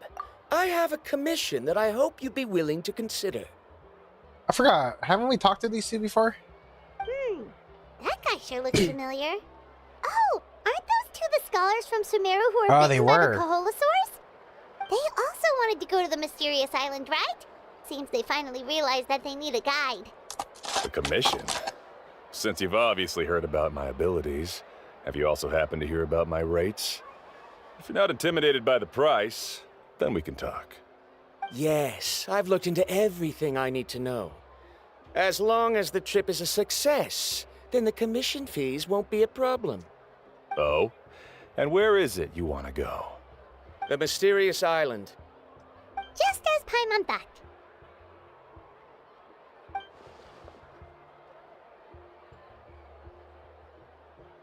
But first, please don't misunderstand. I'm no tourist. I wish to visit the real place. You hear that? He wants to go to the island. In that case, Ko'olo's the only one for the job. But the journey to the island requires a lot more than just a guide, right? Since you want to visit the real mysterious island, then I'm sure you've also heard about the requirement for our trip, right? Yes, I know. According to the legend, only those who are willing to entrust their lives to one another will be able to reach the island together. I must reach that island, even if that means putting my life in someone else's hands. I have made up my mind. Don't waste your words on me. The way I see it, the requirement is just a way to weed out those who do not have the skills to reach the island by themselves. You say you'd put your life in somebody else's hands? Ridiculous. Even if someone were to trust me with their life, they'd just be another burden. Let's look at it the other way around. Why would I place my life in the hands of someone whose abilities are far below mine? That is what the legend is really hinting at here. Many guides in the tribe have received commissions like this, only to end up bogged down by their incompetent clients long before reaching the destination. How do you think I reached the mysterious island? I made it because I chose to go alone. Well, I'm different. I'm no ordinary tourist. That doesn't make much of a difference to me. You'll give up halfway at best, which is a waste of my time. And a waste of your commission fees. I can tell you're just looking to explore something new. If that's the case, then you can find another guide in the tribe. For example... Milani? New student, over there. What's up with that guy's attitude? Paimon takes back everything nice she said about him. I have things to do now. Goodbye. Hold on, Ko'olo. What's wrong? I'm only introducing a potential client to you because I know you're a teacher. In fact, I'd say it's quite the opportunity. Never mind that for now. I don't agree with your views on the island. Uncle New taught me that... I know. You're just the same as him. You both obviously hope to prove yourselves, but still think that you have to follow the legend to the letter, waiting for a cumbersome client to find you before even trying to set off. Mualani? The rare ores I brought back are proof that I've been to the island. But as for New, where's his proof? Why don't you wait until he's actually found the island before you start using his views to refute me?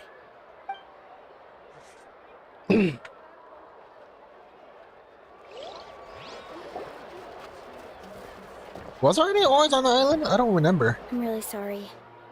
I just wanted to take you to see what the excitement was all about.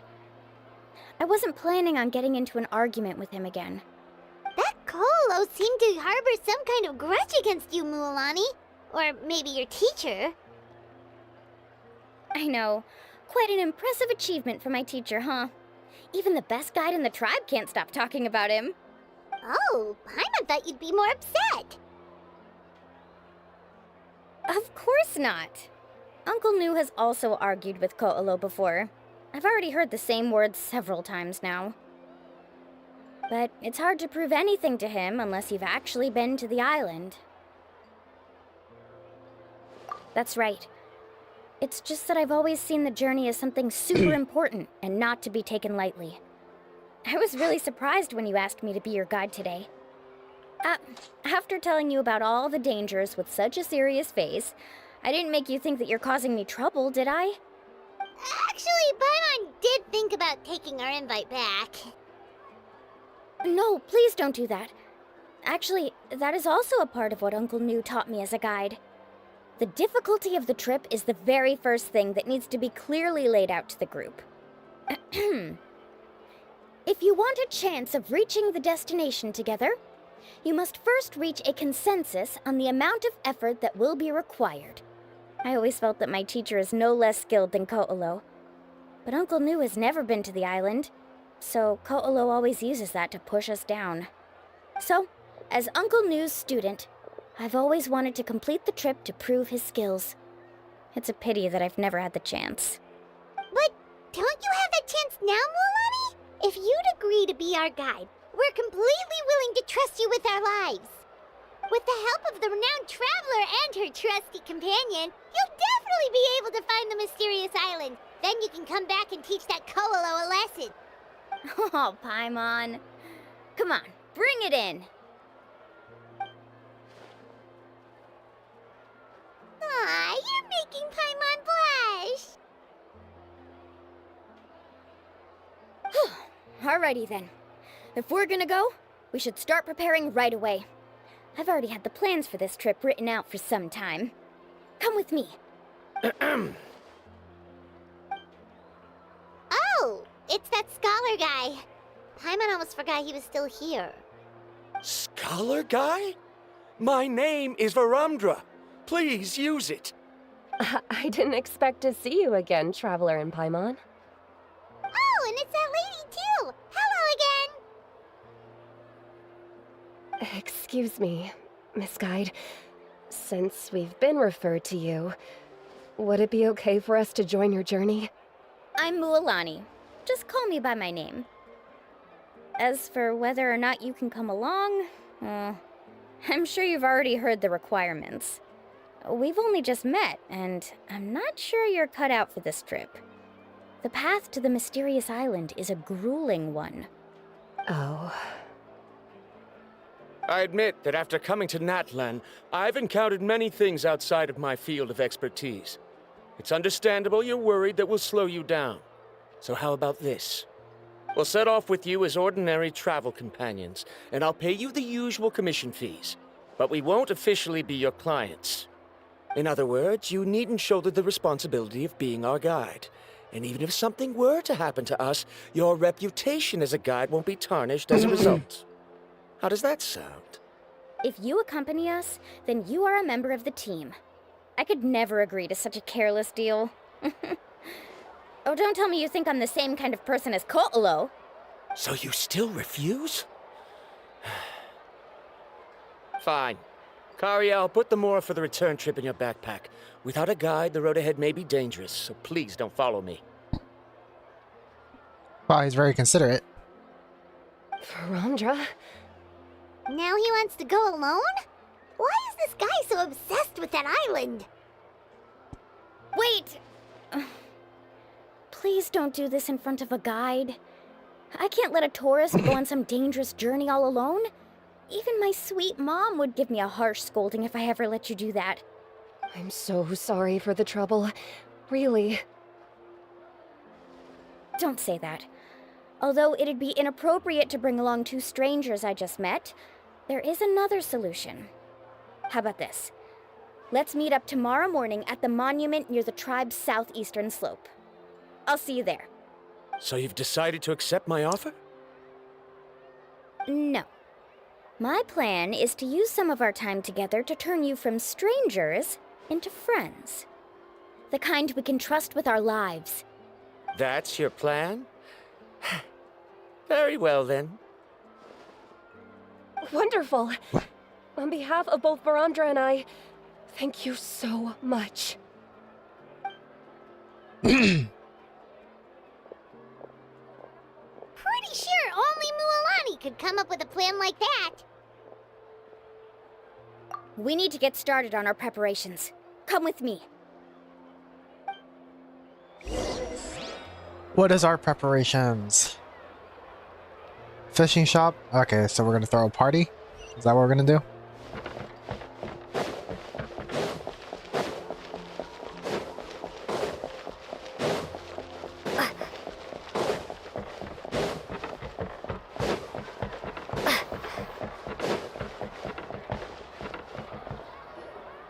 Hey, Alafa. I've got some business for you.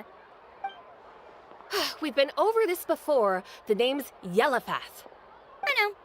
It's just that Lafa sounds so much cuter. Well, since you're the customer here, I guess whatever floats your boat. I need a camping tent with all the accessories. Only the best you've got. Another commission, huh? Just so you know, a full tent according to your standards is gonna be pricey. Is your client covering the bill? How much are we talking? Don't worry about the costs. I'll take care of it. Oh, but that's not right. Ahem. Let's make this clear, Traveler and Paimon. We're not working together like this is a hired commission, are we? Oh, no! We're traveling as close friends who trust each other with anything!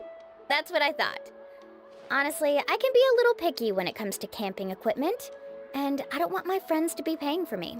But don't worry, it's not that expensive. We're ready, Laffa. Your total is 200,000 mora. Whoa. Isn't that still a lot for you, Mulan? Just imagine us in the wilderness, okay?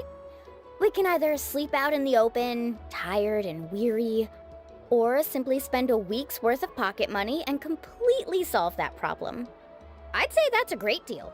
You call that a week's worth of pocket money? Are you rich, Mulani? That's not important. We still need to buy some equipment from another store. Come with me. Are you rich? That's not important. You didn't answer the question.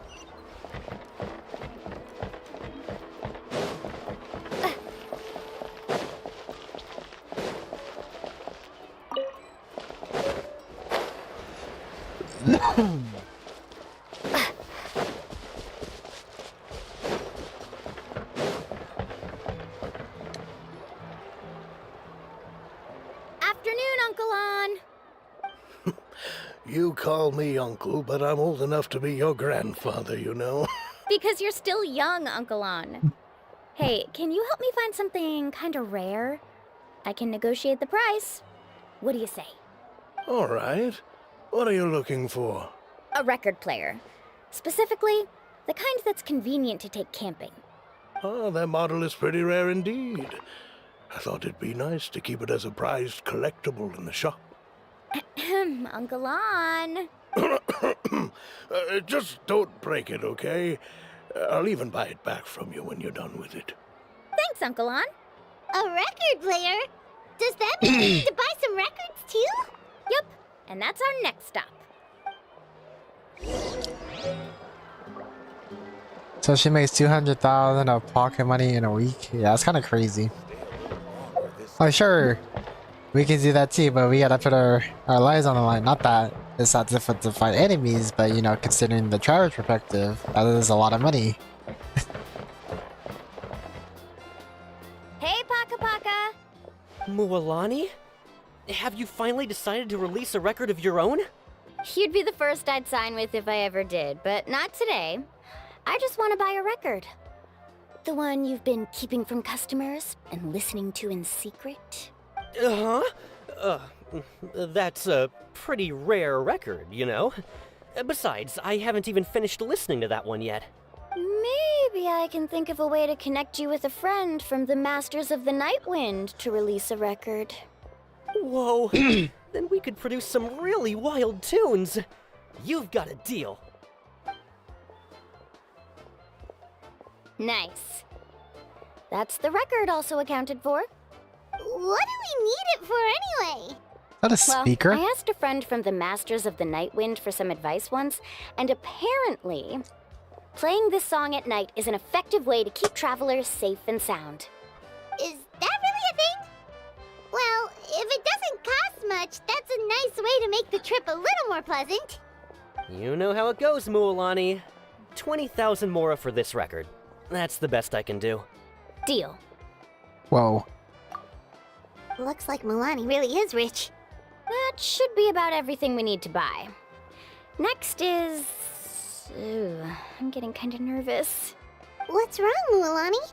Next, I need to find my teacher and get the map to the island. Besides the legend left by the first chief, there's also a map. Well, not just a regular map, it's more like a treasure map. It's full of strange symbols, almost like it's a part of a big puzzle. Guides must draw from their experience to decipher the map's meaning and understand the route. The chief made several copies of the map and distributed them to the first members of the tribe. The copies were to be passed down to future generations, so usually a teacher will pass their copy to their student. Which brings us to today. The day I officially asked Uncle Nu for his copy of the map. Whoa. Hearing that is also making Paimon feel a little nervous. Sounds like it must be a pretty serious moment. Yes, but the thought of having you two by my side somehow makes me feel a lot better. We won't let Uncle Nu down, right? That's right! Let's go and find him together!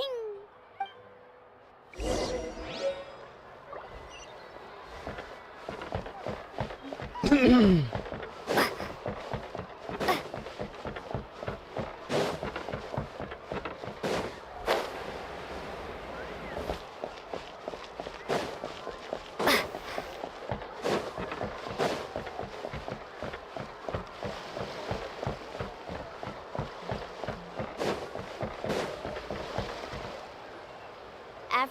Uncle New. I have a big surprise for you. A surprise? Then you must be here to finally pick up the map. You saw right through me, as always. Did you forget that you had mentioned these two to me before? The ones who went to the Night Kingdom with you. In some sense, you could say that you've already trusted each other with your lives. It's just that my feelings are a little complicated now. Huh? Do you think that I'm still not ready yet, Uncle New? No, I believe you are the best guide in your generation. It's just that I'm not ready yet. After all, the journey to the mysterious island is no easy feat for any guide of the people of the Springs. I'm still a little worried. Don't worry. With our help, Mualani will definitely be able to find the mysterious island. Yeah. This time I'll definitely be able to prove that Ko'olo is no better than Uncle New. Don't misunderstand. Since you've made up your minds, I won't try to stop you. It's just... Please listen to your teacher's words once more, Mualani. Our mission as guides has never been to prove anything. There is only one thing we must do. Guide tourists safely to their destination. I understand, Uncle New. In that case, you may have the map. Also, take this with you. What is it? It's a talisman. Take good care of it. You must return it to me when you get back from the mysterious island. Was this made with spinel fruit? For some reason, this doesn't look like a regular spinel fruit to me. Right, which is precisely why it's so effective. You really know me best, Uncle New. All right. Traveler and Paimon, tomorrow we'll set off. Make sure you get some good rest tonight. Yay! Paimon can't wait for another adventure!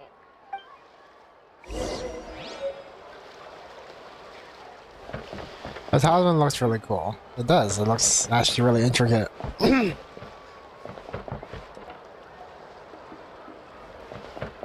to 12. 8 to 12.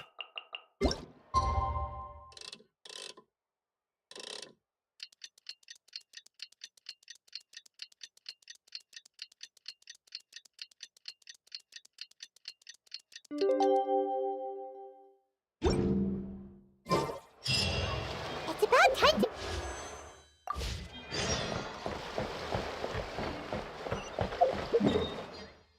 Oh, I accidentally canceled that.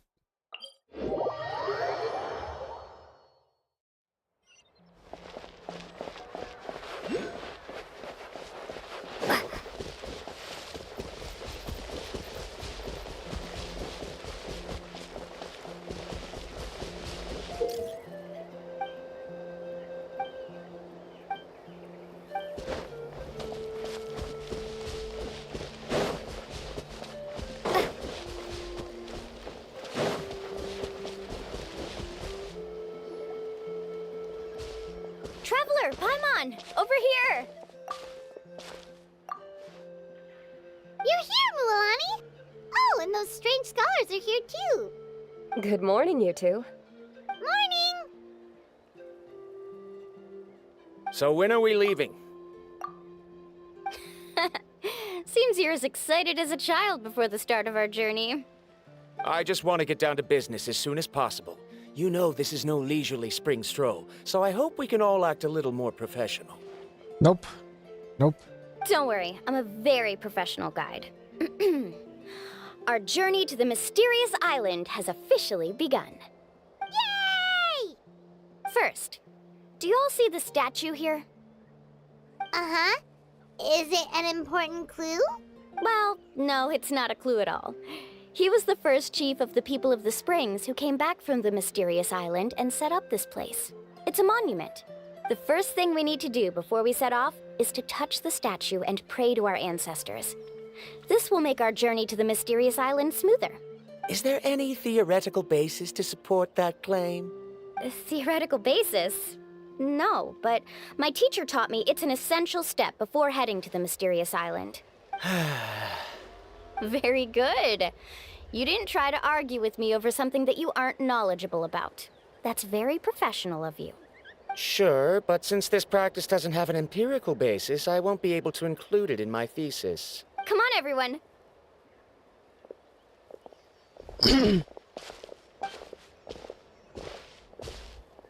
Greetings to my ancestors. As your descendant, I'm about to follow in your footsteps and witness your accomplishments. Allow me to depart under your gaze and return under your protective watch. It really feels like we're about to embark on a great adventure! Now, please get ready. We're going to look for the first clue. Speaking of which, where should we look for the clue? Rip Paimon's voice line. Oh, yeah. Like a party. Huh?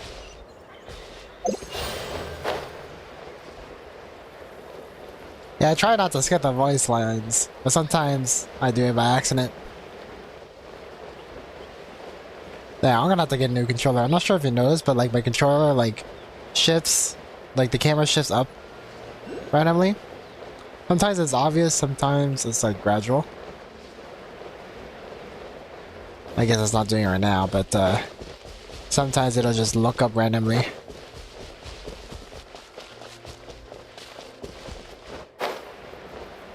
Oh, no, I'm gonna drown.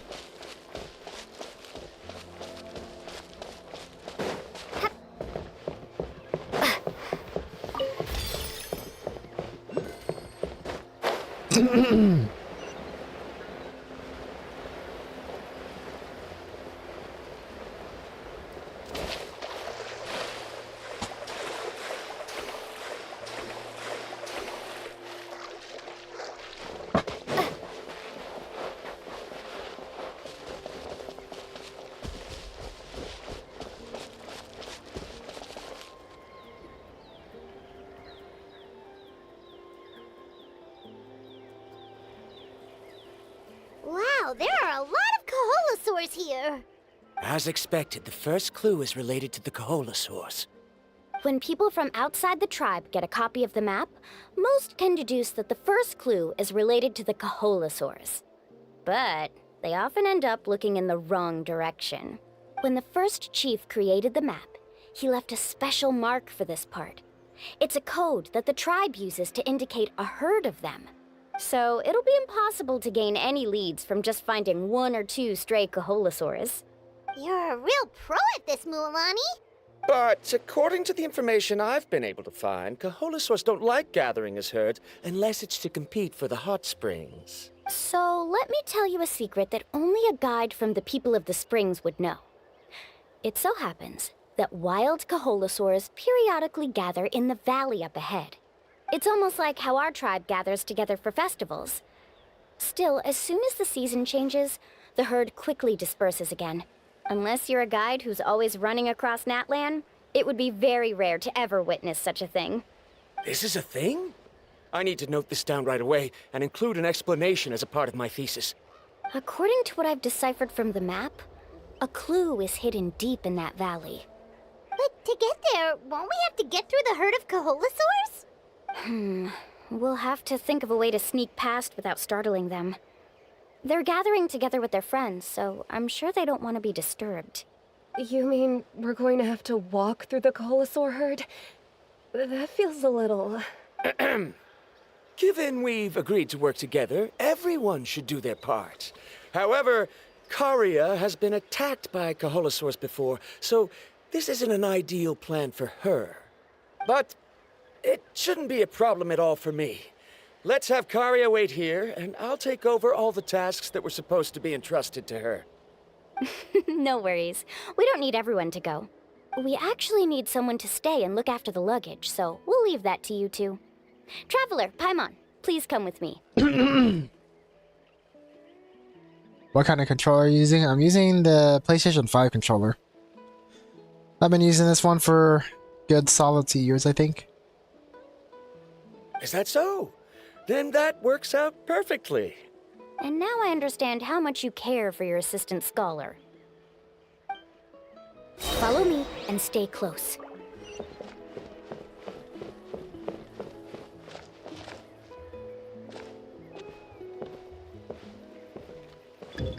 Oh no, we've been spotted. Let's back off and try again. Tell me to follow close. These Kaholosaurs sure seem on guard. We'll never get through.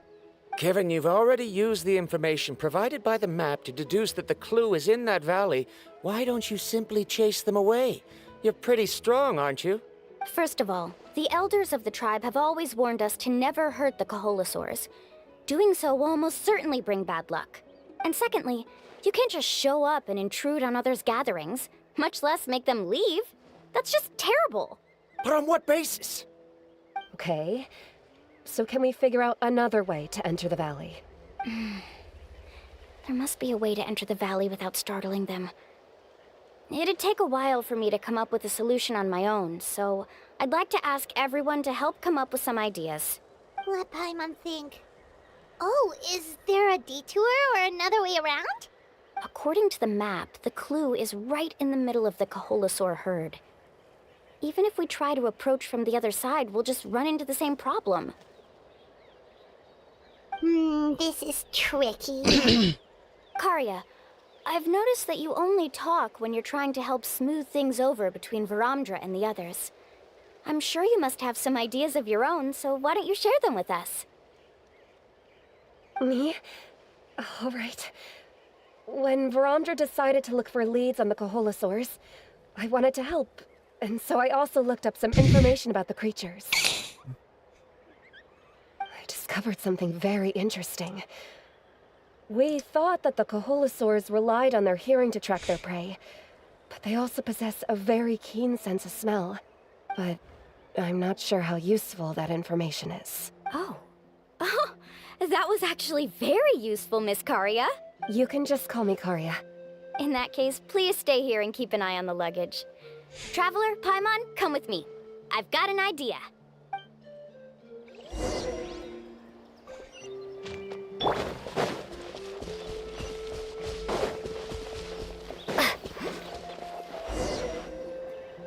Found it!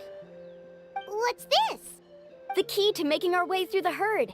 If the Kaholosaurs have a keen sense of smell, then even if we try to sneak around and stay out of sight, they'll still notice us once we get close enough. But this plant can help us solve that problem, because its fragrance is very similar to the scent of a Kaholosaur. We can apply the plant's extract to our bodies and trick their sense of smell. So, we're gonna rub plant juice on ourselves? Don't worry, it's also good for your skin. Oh, Paimon feels all wet and slimy. But this actually does smell like a Kaholosaur. Perfect. Okay, let's try to make our way through again.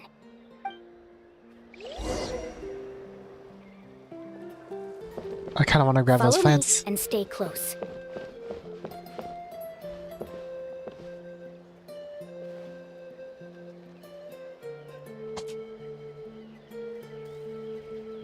Be sure to stay out of sight.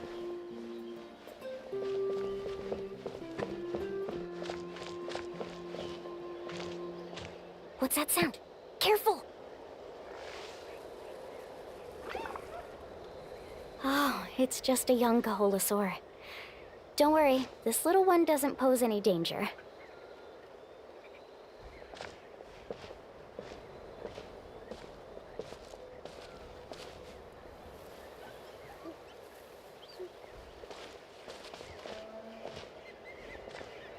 Oh my gosh, she's freaking me out.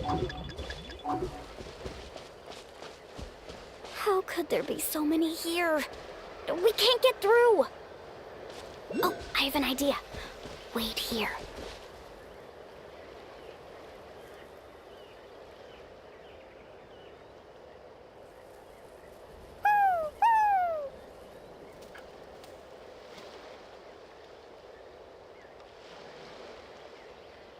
Alright, I guess I go through.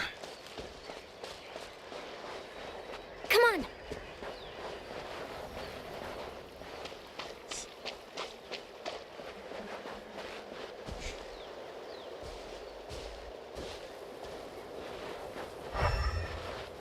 Follow me and stay close. She doesn't get wet when she goes in the water? Careful. Don't startle them.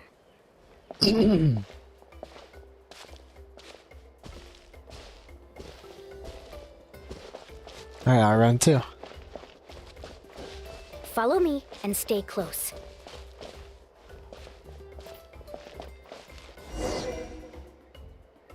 We must be getting close. Look, a bunch are gathering around that rock. What are they doing? Maybe when things start to get boring, they gather together and talk about something fun? Too bad I can't understand what they're saying. But Paimon thought guides from the people of the springs could understand Kaholasaurs. Sounds like someone has been trying to trick you. True, they were definitely trying to scam us. Huh? Do you see that on the rock? It looks like some kind of drawing. I've heard that there is a type of moss that changes color when it reacts to the biological signals released by Kaholasaurs. But to trigger that sort of reaction, you'd need a huge number of Kaholasaurs. That must be the clue! Should we take a picture? Oh, the flash might disturb them. Let me try to copy it down. So we've passed the first stage of the journey now, right? I see. Had we chosen to drive the Kaholasaurs off, then we never would have found this lead. Seems there was a logical basis for everything you said after all. Has he always been this way, Miss Karia? He's just obsessed with his research. That's all. At least this has shown that my judgment is correct. I've proven my trustworthiness. And so, there should be no need for us to argue next time. Yes, I understand. And I suppose that'll help us avoid wasting time. Ooh, Alani really knows how to lead our group. She is a professional guide. Next, we'll need to use the lead we found to uncover our next destination. Now, what does this pattern represent? Hard to tell. Paimon certainly doesn't have any idea what it's trying to get at. Aha! I got it. Though the lines are kinda rough, I can still see that they represent the boundaries between the water and the land at Jadeskirt Knoll. We can use this to fill in the hole on the map and find our next destination. Really? You got all that just from some rough lines? Well, intuition is also a part of it. Maybe I've just seen too many maps as a guide, and now it's easier for me to pick up on patterns like that. All right, break time is over. Let's get ready to move.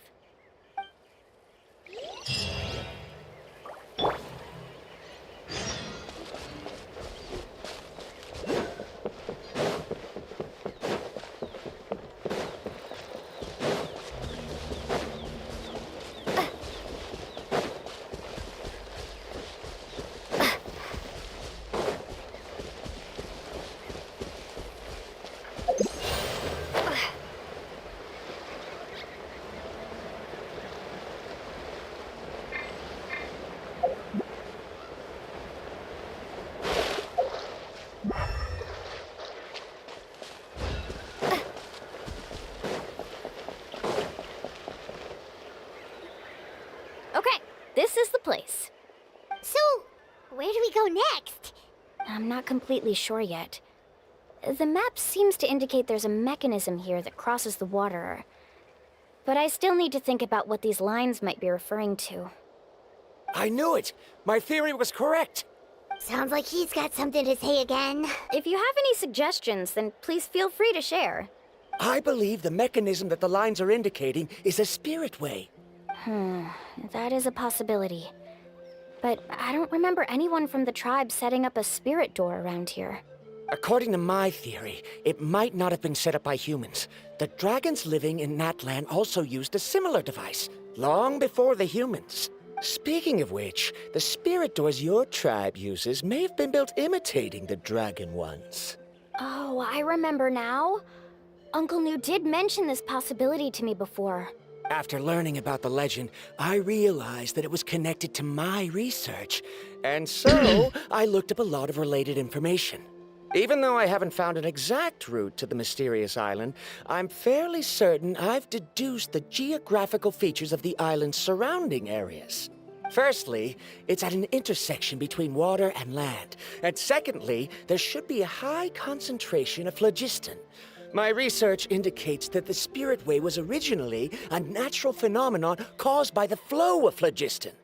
Therefore, the area must contain many potential spirit ways, and the dragons who lived here in ancient times may have left behind some devices to control them. Oh, amazing! Now it all makes sense. Now everyone's contributing to the team. You flatter me. If my theory is correct, we should already be very close to the mysterious island. Once you've unlocked the mechanism, we'll be able to derive the island's location. All right. Then let's start searching for the dragon's spirit door. That's just a quick and easy name. I won't be able to include it in my thesis. Given the dragons used the device long before the humans, we should stick with a name that references no human concepts. Calling it a phlogiston node would be much more appropriate. Then let's start searching for the phlogiston node. Speaking of which, what does it look like exactly? I really like Hydia, but not the other guy. Oh yeah, the researcher guy. If I'm not mistaken... Look that way!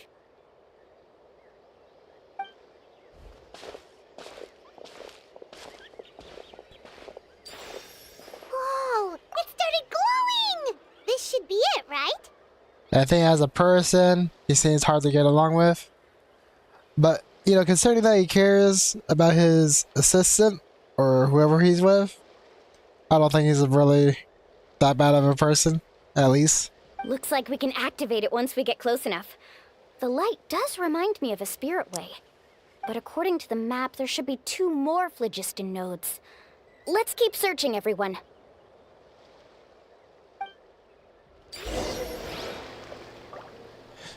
Alright. I see one over there. Oh no, up there.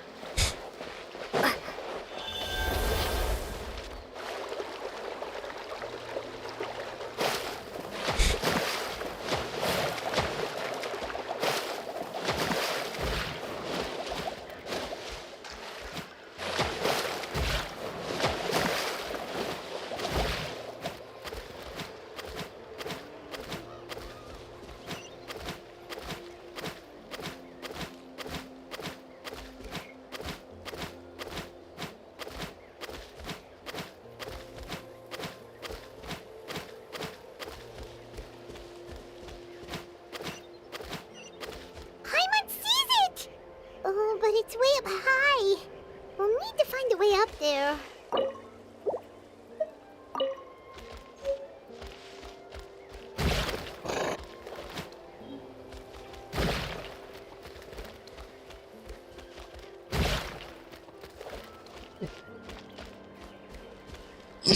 Just has a really bad person, or just doesn't know how to be around people. I think it's probably the latter.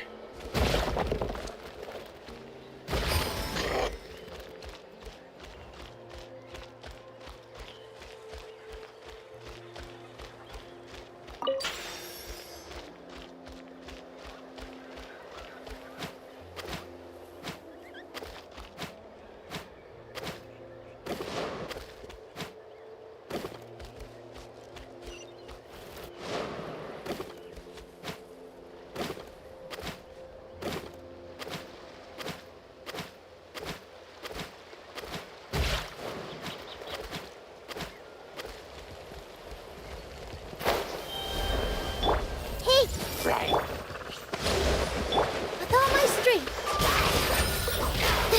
Propagate!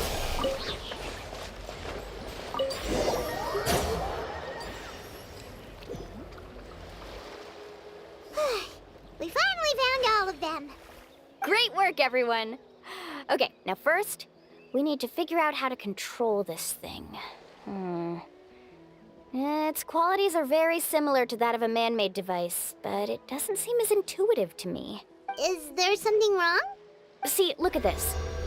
After activating a normal spirit door, we could just go ahead and use it.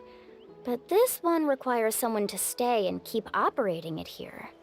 Also, according to the map, we need to activate the mechanism and switch between different phlogiston nodes to change the path of the spirit way. If we don't operate the nodes properly, then the people on the Spirit Way will come tumbling from the sky. Isn't that super dangerous? In theory, the process should be very safe, but only if the 3 phlogiston nodes are each being operated by someone. Do you think you'd be able to operate it?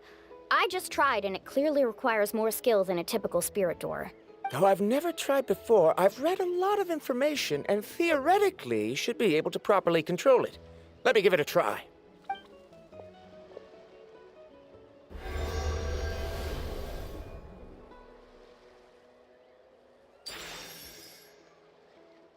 Huh? But in theory, this shouldn't happen. If Verandra can't control it, then that also rules out me. Okay, well, how about you? After all the adventures she's been on, handling something like this should be easy peasy. All right, then it'll be up to the Traveler to stay here and operate the phlogiston node. I'll go activate the mechanism. I'll let you know when we need to switch nodes. Just make sure you quickly head to the corresponding node, and we should make it safely. Wait, but handling it this way sounds even more dangerous, Mualani. Don't worry.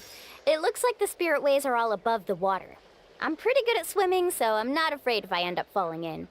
But it's so high, and you'll be falling so fast. If we don't manage to reach a node in time, or if we make a mistake, there's a lot that can happen.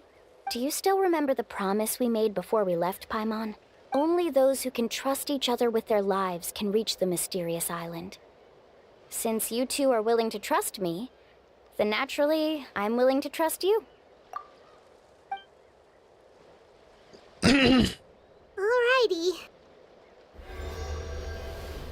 Please be careful.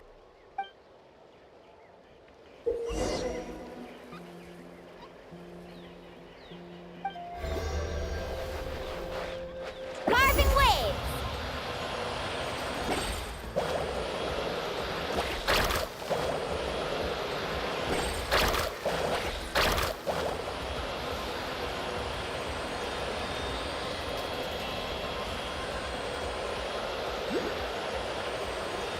Now switch to the spirit way on the right!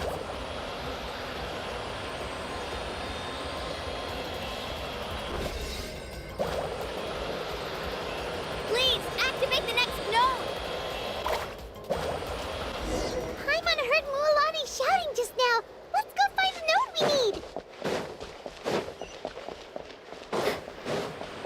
Okay, so oh, there she is. Whoa, that's hella cool. What the heck?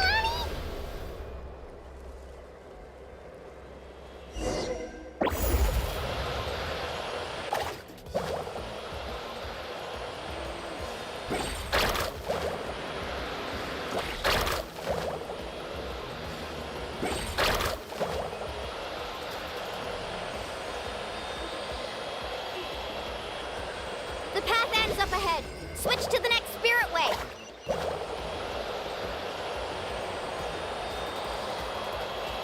Traveler, get to the next node! Got it! Paimon heard Mualani shouting just now. Let's go find the node we need. Mualani, we've taken care of the final node. Please be careful.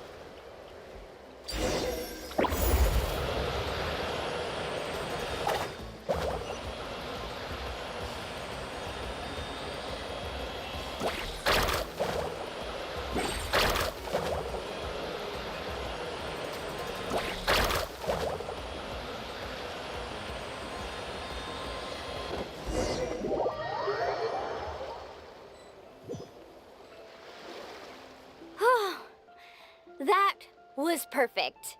You were amazing, Mualani. There were a couple of moments Paimon thought it was over. I'm confident I could do it all over again. Wait, why are the phlogiston nodes no longer lit? Oh no, you're right. It appears the phlogiston nodes here need to automatically recharge. Once they're activated, they'll be unusable for some time. In that case, no matter what happens next, we have to seize our chance. Otherwise, who knows how long we'll have to wait for another shot. Do you hear that? The weather's getting gloomy, and a bunch of whirlpools just appeared in the water. Yes, we need to get to higher ground and take a look.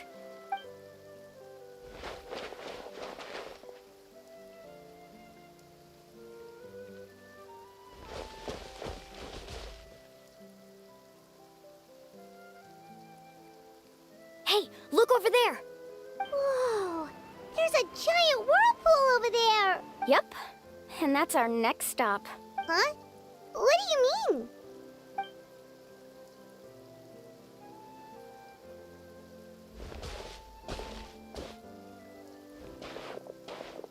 The info I deciphered from the map points to only one possibility. To reach the mysterious island, we must enter that massive whirlpool. No way! Forgive me for being frank, but as a guide of the people of the Springs, I'm sure you understand the danger of such a vortex even better than we do. Yes, I know. But whether it's the information deciphered from the map, or the direction of the spirit wave that I observed in the air, everything points to the path ahead being hidden in that whirlpool. And what if you're wrong? Parandra. I'm not trying to be unreasonable. Unfortunately, I'm very knowledgeable in this area. The spirit waves must have affected the nearby bodies of water and lowered the water level. That's why the whirlpools appeared. At this rate, some of the land that was once underwater will soon reappear at the surface and see the light of day again. Don't you think that sounds more like the definition of a mysterious island? So, our goal should be the shallow waters. If we enter that vortex, the undercurrents will drag us to the bottomless abyss. He does seem to have a point. I can't find any evidence to refute your claim for the moment, but I still trust my judgment. Then it seems like it's time for our collaboration to come to an end. But didn't we all agree to trust each other? I have reached this conclusion based on my field of expertise, and I cannot deny it, even if you try to convince me otherwise. From now on, let us each choose our own way. No, I refuse. You? Letting your clients separate themselves from the group in the middle of a journey will result in the worst luck possible. I will not agree to that. Then we can implement the plan I proposed at the very beginning. You're not my guide, and as such, you don't have to take responsibility for me. Oh, but you can't do that once you've traveled together as a group. If you were to leave now, we'll all be hit with bad luck. It's now beyond both our control. How about this? You and Karia wait here. We'll go first and investigate the whirlpool. I know you like to explain everything with theories and logic, so let me build my case first, and then I'll come back to convince you. Well, Traveler, Paimon, let's get going.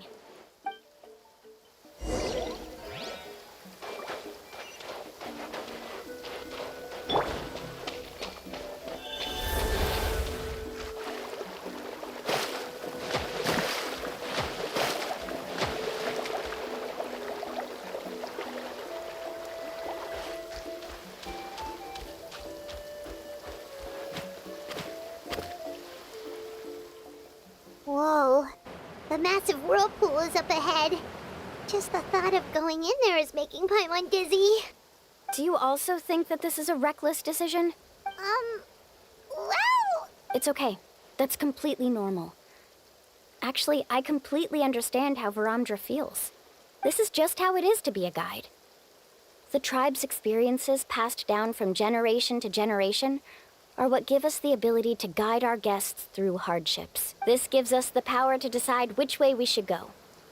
But it also means that we must bear the consequences of our mistakes and judgment, which could be quite dire this time. Although I'm pretty convinced that all the leads we have collected are pointing us to the whirlpool, I still don't know what awaits us inside. If the scholars still choose to reject my plan, I won't have the confidence to ask them to only do as I say.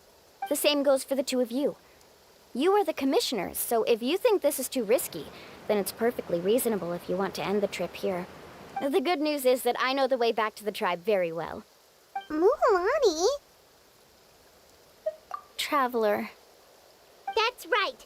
You've trusted us before, Mualani. Now it's our turn to trust you. Besides, it's gonna take more than a whirlpool to scare the two of us. We all managed to make it back from the Night Kingdom. After an experience like that, what's so scary about being sucked into a whirlpool? Aw, Paimon. Come on, bring it in again. All right. Let's investigate this whirlpool and see if we can gather any info to convince that scholar. Matters of luck aside, he definitely knows a lot about geography, and we'll need him on the team. I know, it's just that we can't see much from here. I'll get closer to the water and have another look. Wait a sec. Is it just Paimon, or does the whirlpool seem to be getting smaller? You're right.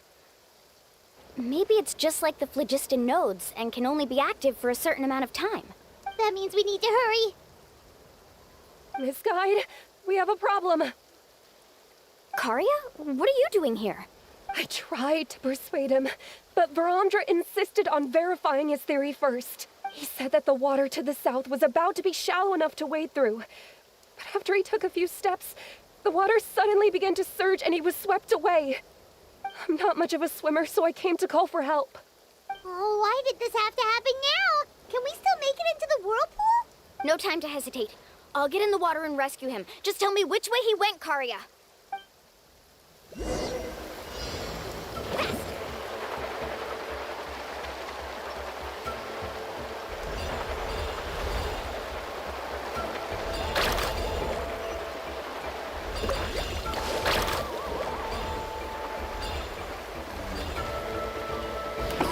Help! That way? He's been pulled away by the current.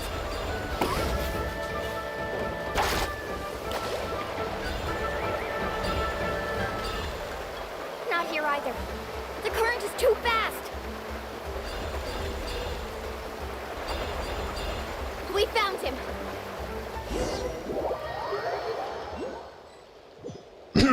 We also already jumped into a whirlpool. Yeah, you're right. Never back in Lua, right?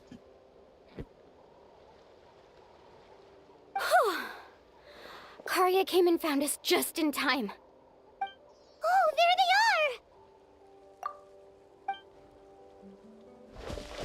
are! Varamdra, thank goodness you're all right. Thank you so much, Miss Guide. Oh, didn't I tell you to wait for me? Judging by the changes in the water's surface, the path to the mysterious island wouldn't be around for long. I didn't want to miss this opportunity. It's just... I didn't expect my calculations to be wrong.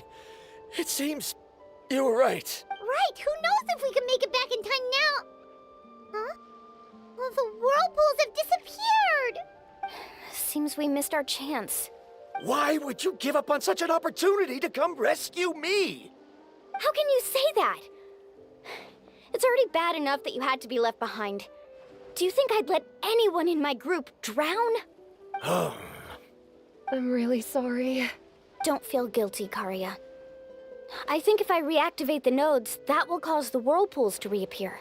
The only problem is that we still don't know exactly when we'll be able to do that. It's already getting late now, and we've been on the move for a whole day. As your guide, I suggest we make camp first and have a good meal. We can talk about the other stuff tomorrow. Now that you mention it, Paimon is feeling a little hungry. Hey, Paimon's stomach can be very sensible. It won't interrupt while everyone's busy solving puzzles. We have plenty of tasty things to eat. Let's just find a suitable spot to make camp. I like that place right over there.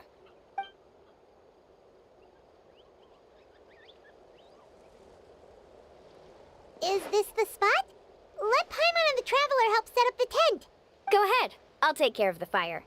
Oh, and here's a little camping tip. It's best to set the tent upwind from the campfire.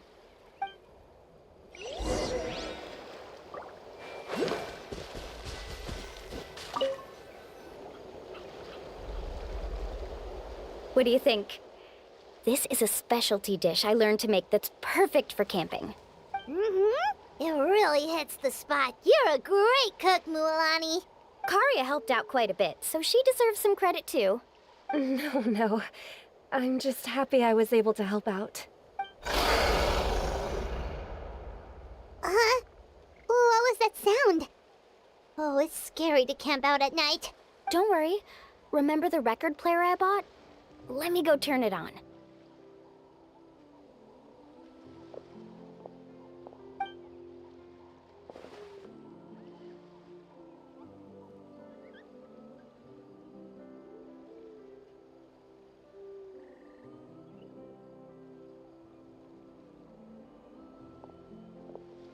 Listen. Not bad, right? Wow, so it really works! Paimon thought you were just playing it for good luck! My parents told me that most of the valuable experience from our ancestors is hidden in various customs. It's always better to trust our traditions. Huh. Guess that makes sense. In a sense, this trip to the mysterious island is also a custom left behind by the first chief of the tribe. I wonder what kind of experience he's trying to share with us. Yeah, Paimon would like to know too! Even though I've heard my parents tell stories since I was little, I actually don't know too much about him. It's said that he was the first person to make a map of Natlan. And even the first person to become friends with the Kaholasaurs. That sounds pretty amazing! Yeah. There isn't a place in Natlan that he didn't visit. Even the most remote parts bear his footprints. Even now, no one has even come close to his reputation and status as a guide. His trip to the mysterious island is the most legendary of all his accomplishments. But oddly enough, after returning from the mysterious island, he laid aside his yearning for adventure and chose to settle down. That's how the tribe was founded. It really makes me wonder what the journey meant to him.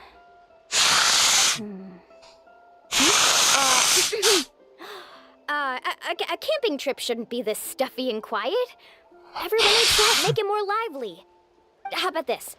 Before we rest for the night, let's have a bonfire party. If we're going to go plunging into that whirlpool tomorrow, then wouldn't it be best to try to rest and conserve energy now? Now's not the time to be a party pooper. You ought to agree to ideas from the one who rescued you today. Yeah, she's right! All right. So what do the rules stipulate for a bonfire party? Rules? A bonfire doesn't have any rules. Everyone just needs to have a good time. How about this? I'll ask everyone a question, and then we'll take turns saying what's on our mind. Okay, sounds fun enough. So, for the first question, what's the purpose of a journey? Oh, we were just talking about this. Let's hear everyone's ideas, and maybe we can figure out what the first chief was thinking back when he made the trip. Paimon can go first.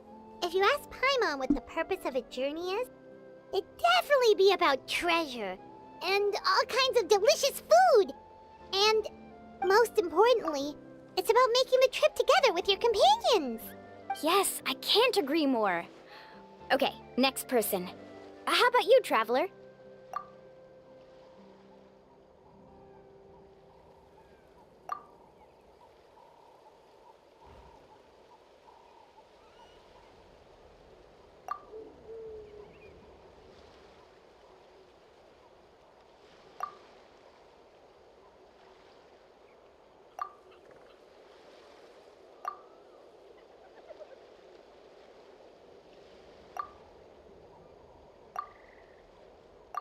You sure are taking your time thinking about it.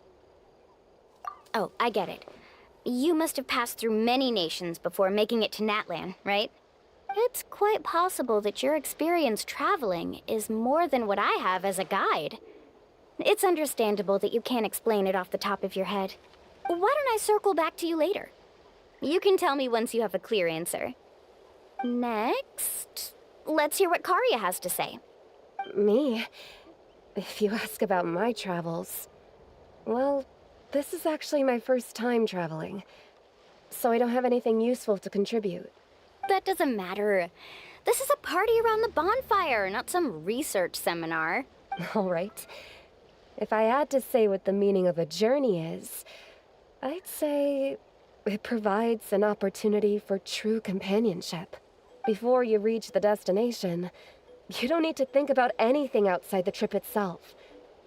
As long as you stick together with your companions, you won't have any trouble to worry about. Yeah, I get it.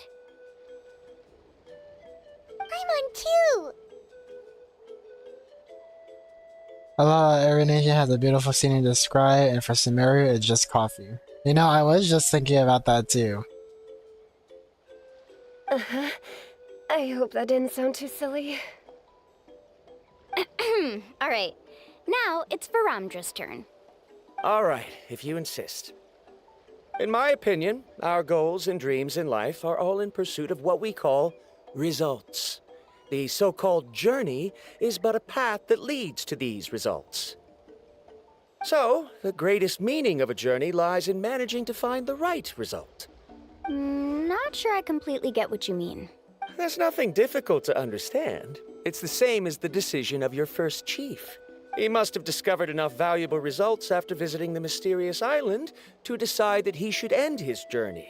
Once you've achieved the results you want, any additional journeys would become all but meaningless.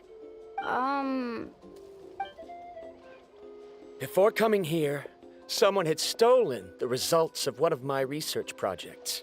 All that person had to do was sign his name on my achievements, and he was able to take all of the honors.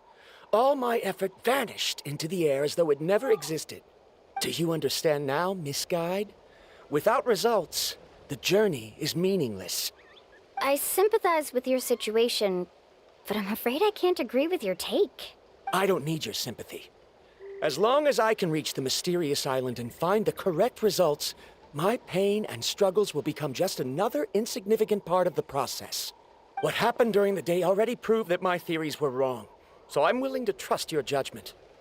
I apologize for our previous argument. I must make it to the mysterious island, and if I have to entrust my life to someone else to achieve that goal, then so be it. Was that actually supposed to be an apology? Because it sounded kinda awkward.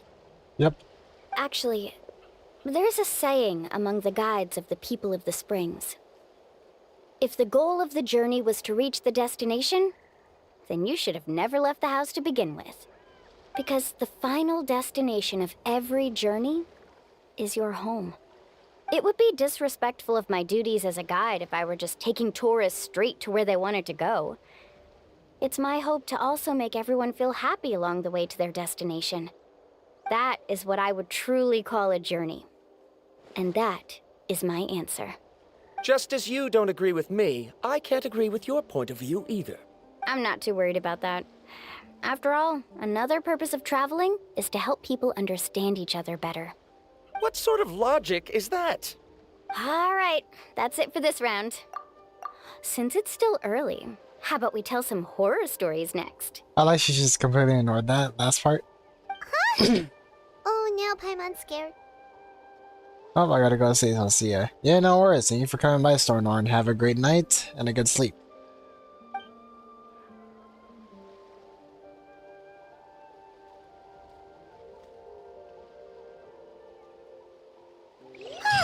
Paimon slept so well. Oh, Leilani and the others seem to be up already. Let's go see what they're up to. Oh, they did the whirlpool thing again?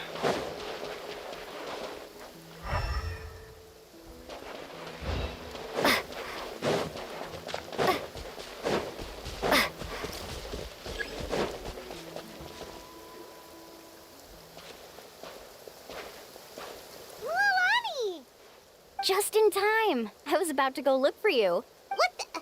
You already caused the whirlpools to reappear again? We're in luck.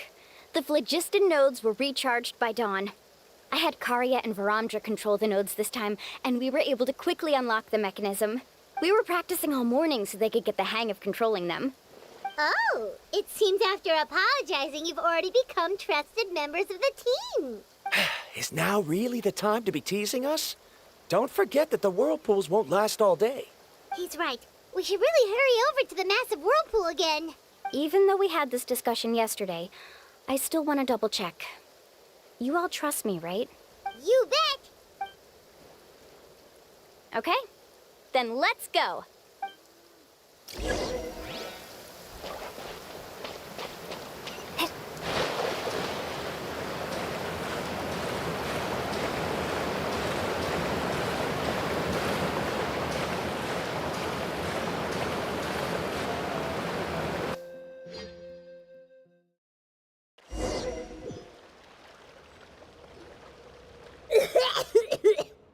Paimon accidentally swallowed some water. Ugh, so scary.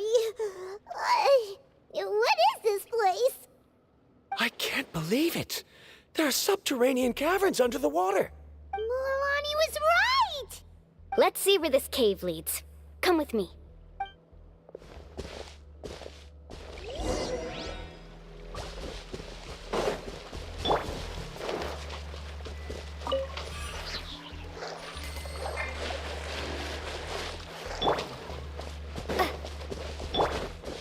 Carving waves! According to the map, we need to head downward? Okay. Don't be afraid, everyone. Jump down with me.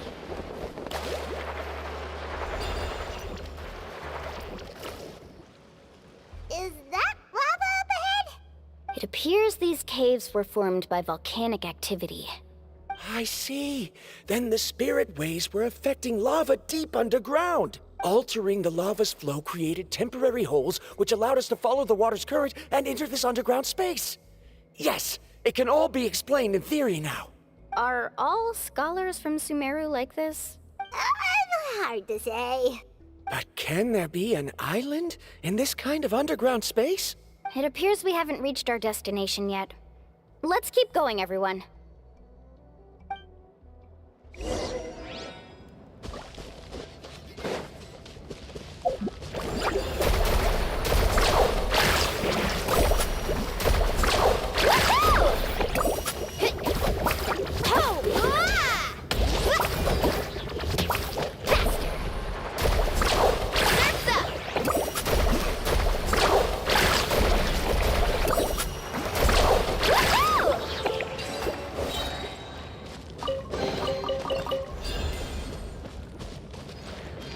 Off we go.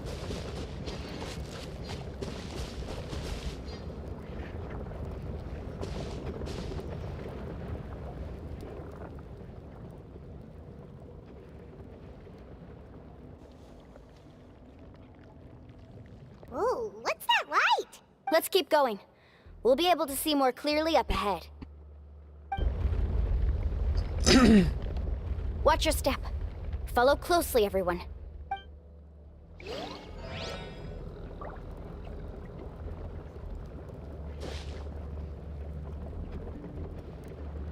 Carving waves!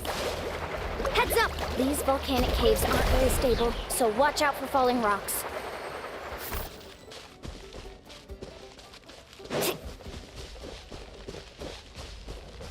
Faster!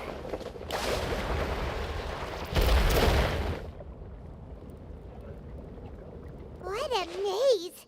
There's lava everywhere!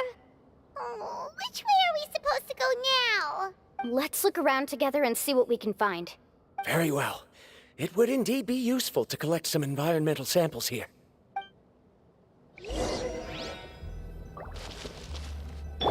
I see everything! Carving waves! There are plants growing here? There's nothing unusual about that. This is spinel fruit, which often grows around places with lava. Wait, it is a little strange. This isn't ordinary spinel fruit. It's the same as the one on this talisman. Isn't that the talisman your teacher gave you? Yes. In which case, could Uncle New have been here before? But he clearly told me that he'd never made it to the mysterious island. I'll be sure to ask him about it once we get back.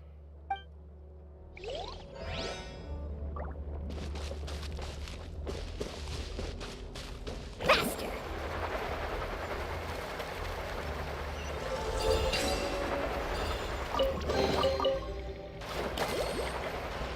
Careful, more falling rocks! Seems like this cave is getting more and more unstable by the minute. There's so much lava, and it's getting pretty hot. The lava here doesn't look very stable. I'm afraid we can't stay here for long. Let's ride! From here, the light seems to be getting brighter. Speaking of which, where is that light coming from? A distant light. Wait, there seems to be a mark that matches that on the map. Miss Guide, it seems Varandra has also discovered something. I've got it! I've got it! Do you see that golden light in the distance? I'm positive that's the mysterious island. That's where we should go next. Really? I'm a scholar from the Academia Spontamad Darshan. I specialize in ores and minerals. When I first heard about the legend of the mysterious island, I took note of its description. One exaggerated description I heard was that it's an entire island that shines like gold. What it was actually referring to was an extremely rare mineral known as vulcanite. Under certain environmental conditions, large amounts of lava are quickly cooled, which then results in this ore. Since the ore can't be moved in time, it begins to accumulate, resulting in the alluring golden glow. If I'm not mistaken, there'll be a large pool of lava up ahead, and the mysterious island will be floating on the lava. An entire island of vulcanite ore! So you mean we really found the mysterious island? Rejoice!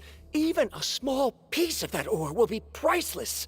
Really? Then let's hurry!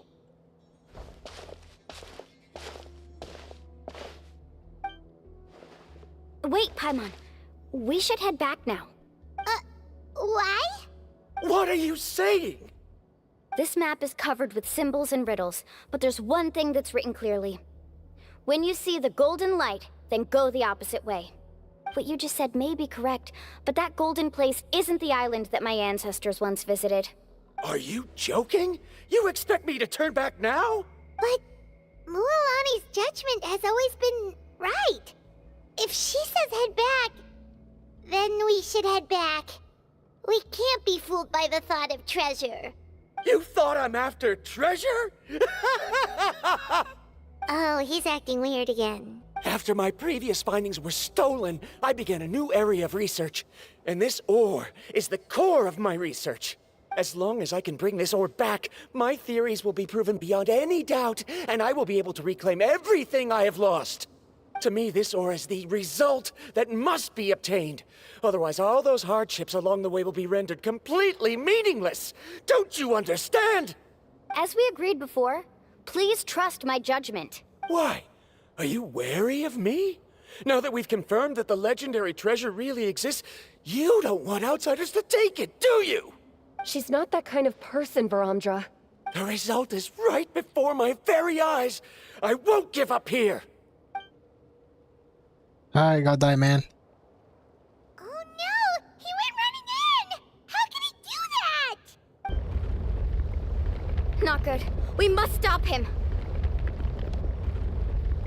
He's done. Is it just Paimon or is the ground shaking?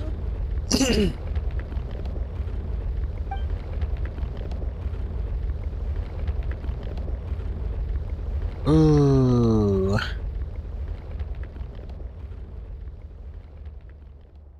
What the? Where did these monsters come from? These monsters. Looks like the lava here is becoming active again. He'll be trapped by the lava.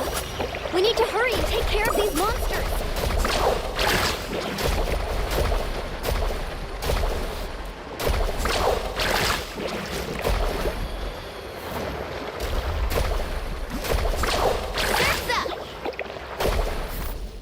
Need a surfboard? Hold the line. Here. Here. Billowing surge. Yeah.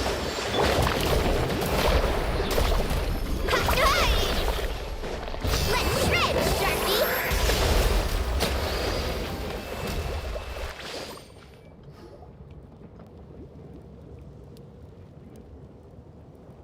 The lava is rising. Varamdra! Traveler, Paimon, please take care of Karya. I'll be right back. What are you doing, Mualani? I can use my surfboard on the lava for a short period of time, but it will be a lot spicier than surfing on water.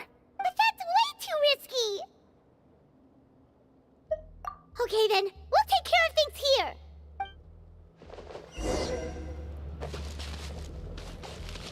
Carving waves! The cave is becoming more and more unstable. I have to hurry.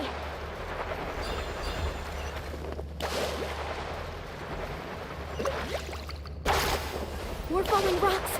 Okay, watch this!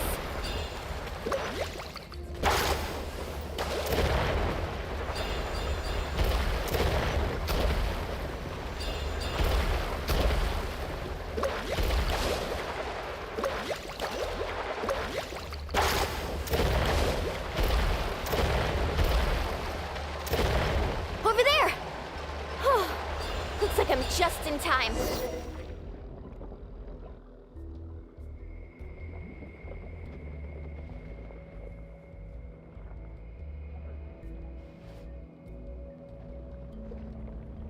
It's right there! I'm almost there! Look carefully. You can't get through the lava. You'll die if you try to make your way forward. Why don't you just give up? Why don't I give up? Well, I might not be able to do it, but what about you? Me?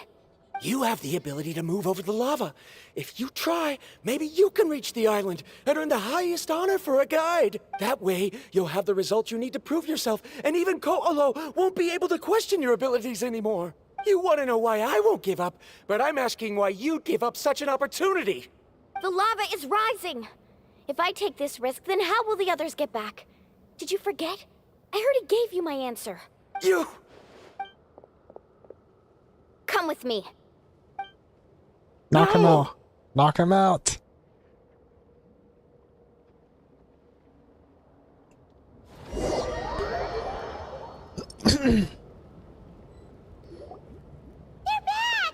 I've brought him back. He's fortunate that he wasn't seriously hurt. I'm throwing a fit. Goodness. Thank you so much, Miss Guide. You're welcome. It's getting dangerous here, so we need to find a way out. No, I refuse! I can still stand! Let me go back! Seriously? How can you be Slap so him. childish at a time like this? Yep. Verandra! There you go. Whoa. I am not surprised. He needed it. I've always believed that you're the most talented person I've ever met. Even if your research was stolen and you didn't get any credit, I never doubted it. I believe that even if you won't obtain any results this time, you'll still succeed in your new research, because no one can take your talent away. So, I won't allow my dearest senior to die here because of his own stubbornness. Kari. She's finally opening up. And it seems like she's just the person we need to talk some sense into him. Milani, the lava is almost here! Don't panic.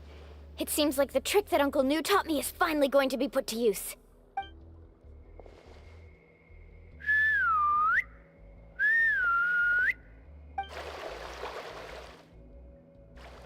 Where did all these Koholosaurs come from?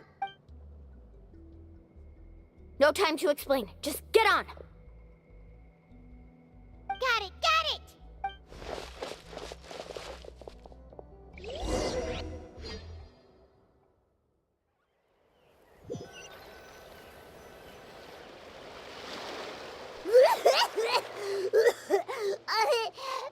Paimon accidentally choked on some water again while riding the Koholosaur. Everyone okay? Let's take a head count. 1, 2, 3, 4, 5. Whew, we're all here. We escaped danger and made it back alive. That's what I call good luck. I think our fortune can only get better from now on. Oh, really? What's the point? We still didn't reach the mysterious island. Hey, don't look so depressed. You'll scare our good luck away. Actually, according to the map, we still have one more leg of the journey. Oh? Then which way should we go? Wait, aren't we back where we started? Come on, let's go to the statue.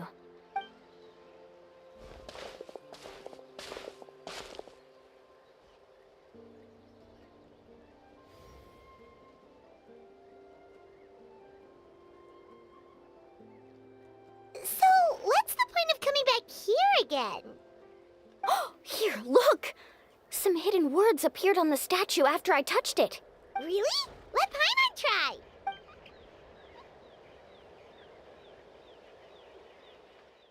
Congratulations, Guide from the Future. You have completed a challenge that even I found ambitious. And now, I finally have the chance to tell you my story. You may have heard legends describing me as the best guide in all of Natlan. But in the beginning, I was more like a treasure hunter. I chased results, facing countless dangers to prove myself. Time after time, I ventured where others didn't dare. never failing to bring back rare treasures. My fame was second to none. And yet, I never felt satisfied. So I found a new goal, a challenge that no one had ever achieved before.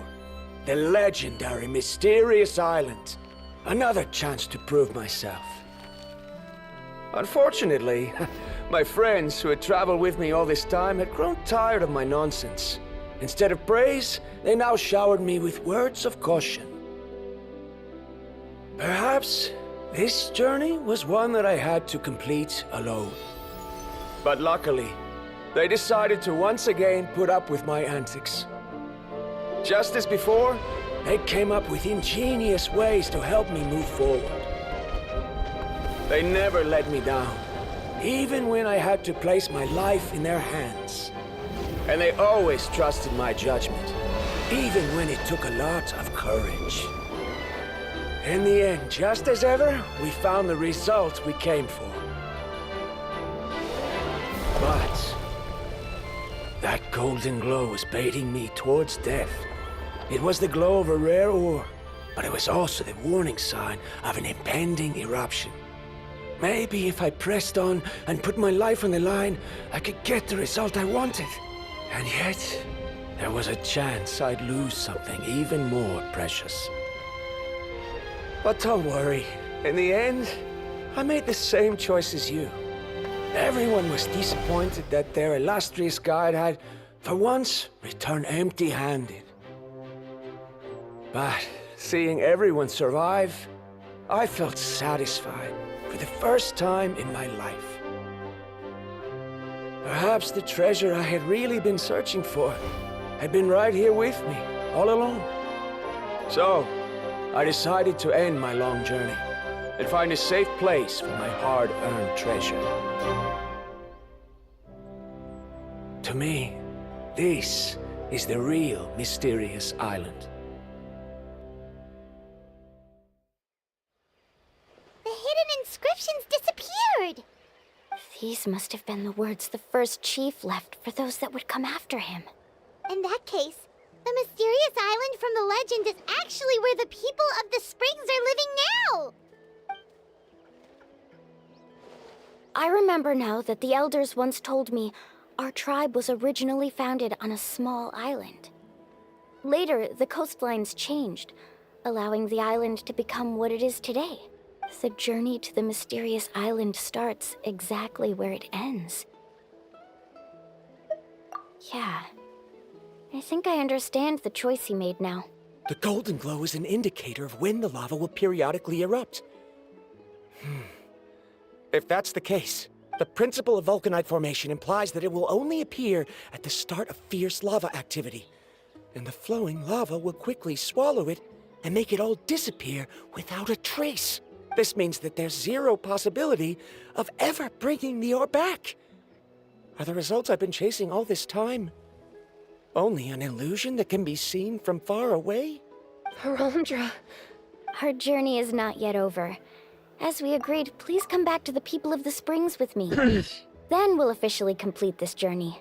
Wait a minute, so isn't that other guy a fake then? Fine.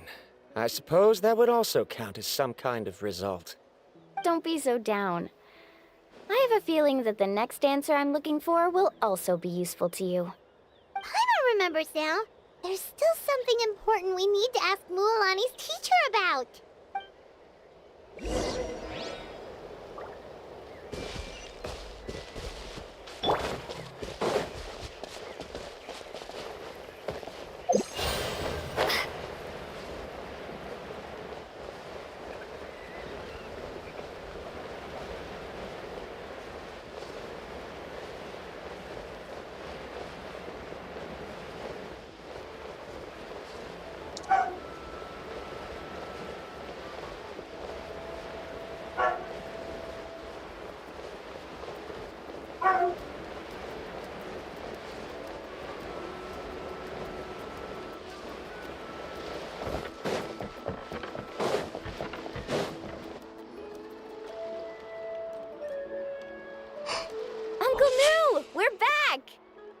Mualani, it's good to see you again.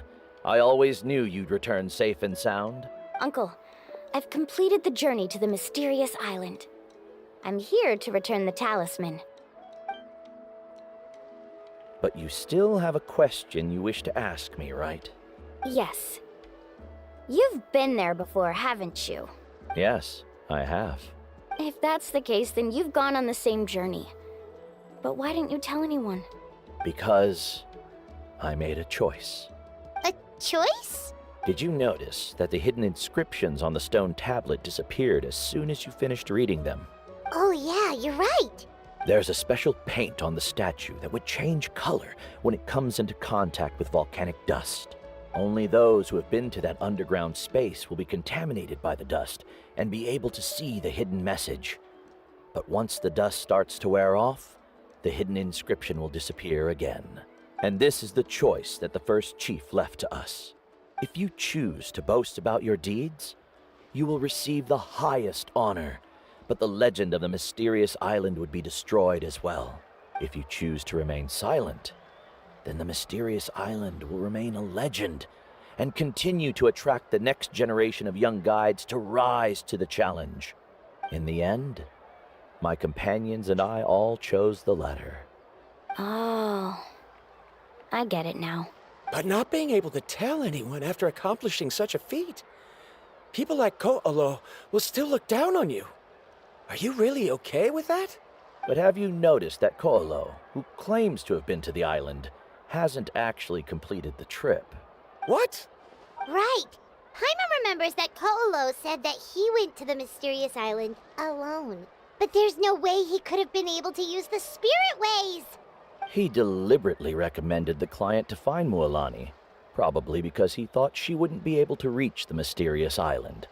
That way, Mualani wouldn't be able to expose him. As guides, we are not adventurers, let alone treasure hunters.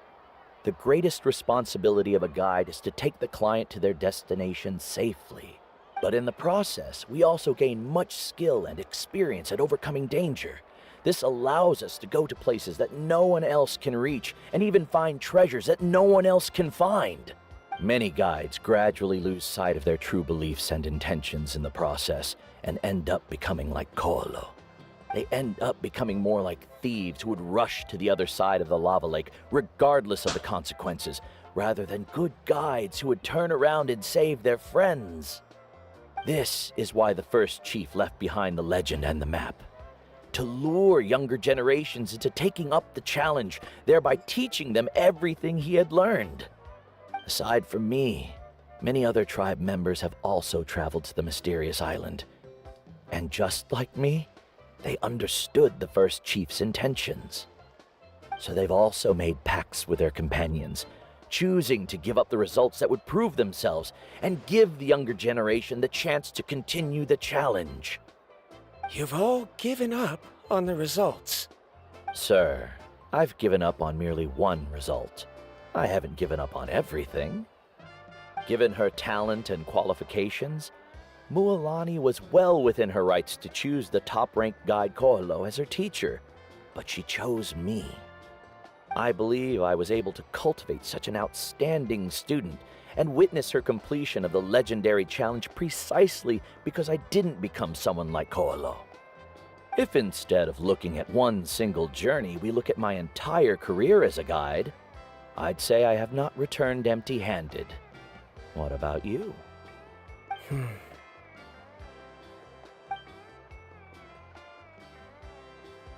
Karia, I've come up with a new research topic.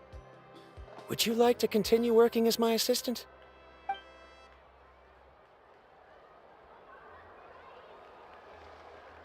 You're the same as always, Varamdra. You always have to find evidence before coming to a conclusion. In any case, I can't give you an answer right now. Karia! Because you haven't prepared the proposal yet. Shouldn't you finish that first before recruiting assistants?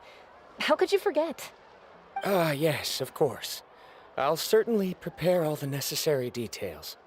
But I've always found your proposals fascinating, so I'm sure I won't be able to turn you down this time either.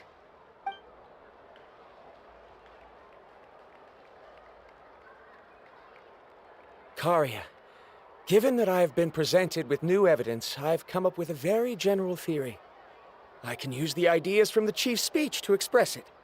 Perhaps the treasure I'm seeking has been by my side the entire time. No. To be more precise, it's been with me even before I set out on this journey. I understand, Verandra. It appears this guest has also found his answer. It seems he's finally put two and two together. There's nothing to worry about. It's just like Karia said. I can start some new research and reclaim everything I've lost. But it seems he's still as stubborn as before. Now, it's your turn to make the choice, Mualani. But, Uncle Nu, I'm sure anyone who can complete the journey to the island would make the same choice, right? Very good. Then there's nothing more I can teach you. Here, take this talisman again. You can pass it on to your student in the future. Looks like it's also our time to say goodbye. You've taken great care of us throughout our journey. As thanks, I'm also willing to keep the journey a secret. Then remember, the next time you come to visit the people of the Springs, you know where to find friends for help. Friends? I suppose we are theoretically friends now. Yes. When I publish my next paper, I'll be sure to add you to my list of acknowledgements. Well, that's one way to thank someone. Then Verandra and I will be taking our leave. I truly hope we'll get to see you all again someday. Okay, bye-bye!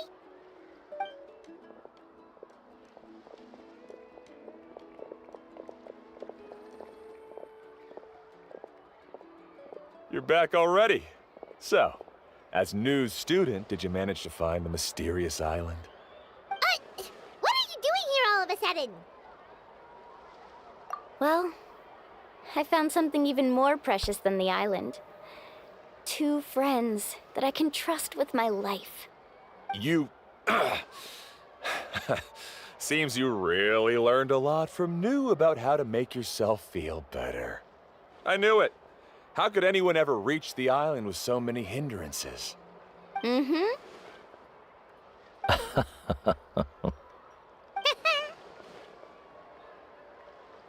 Huh? What?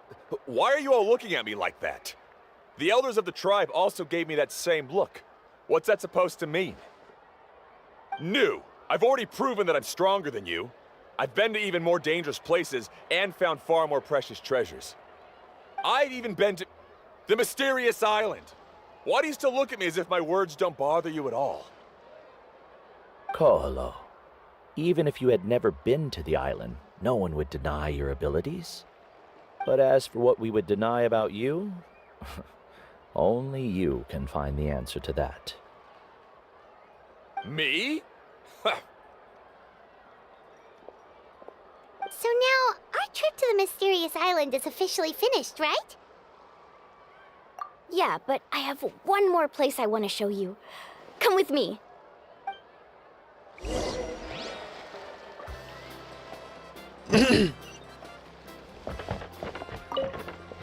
Mualani.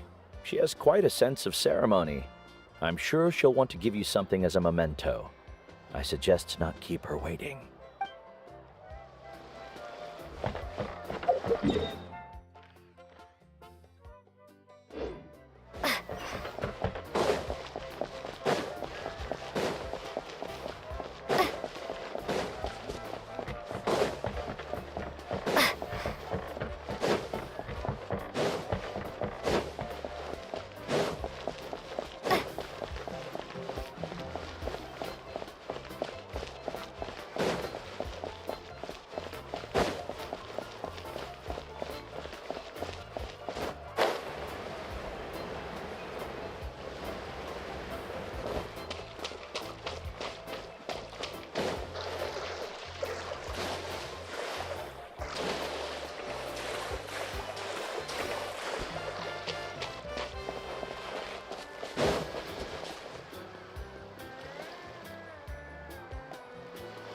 This is the place.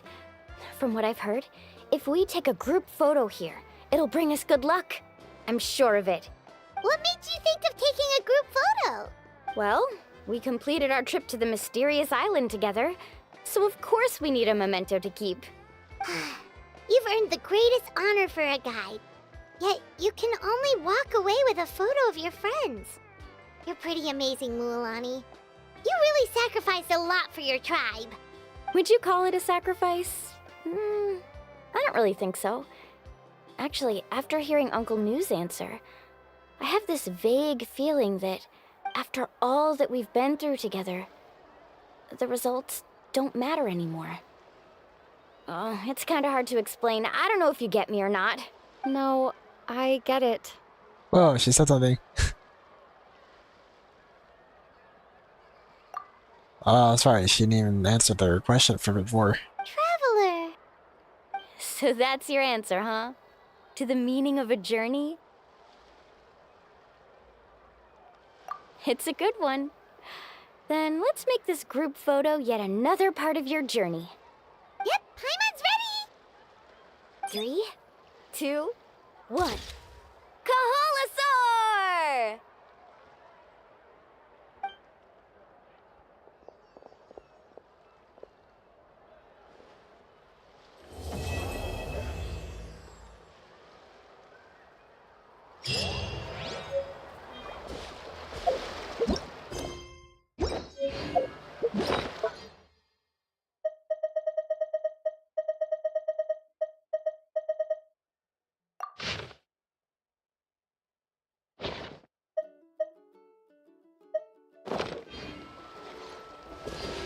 I wonder when the next journey will begin.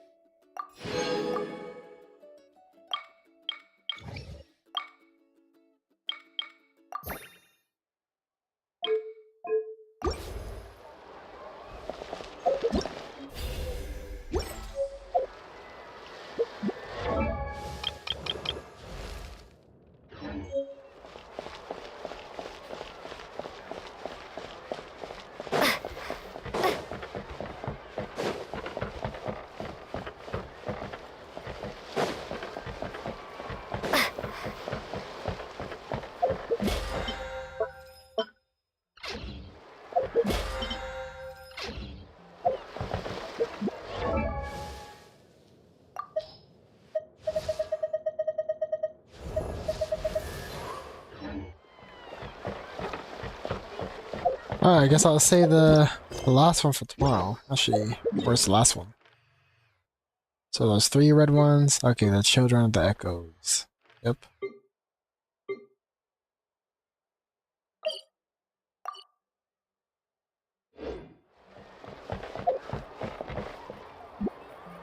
Alright, I'm gonna call that GG's for today.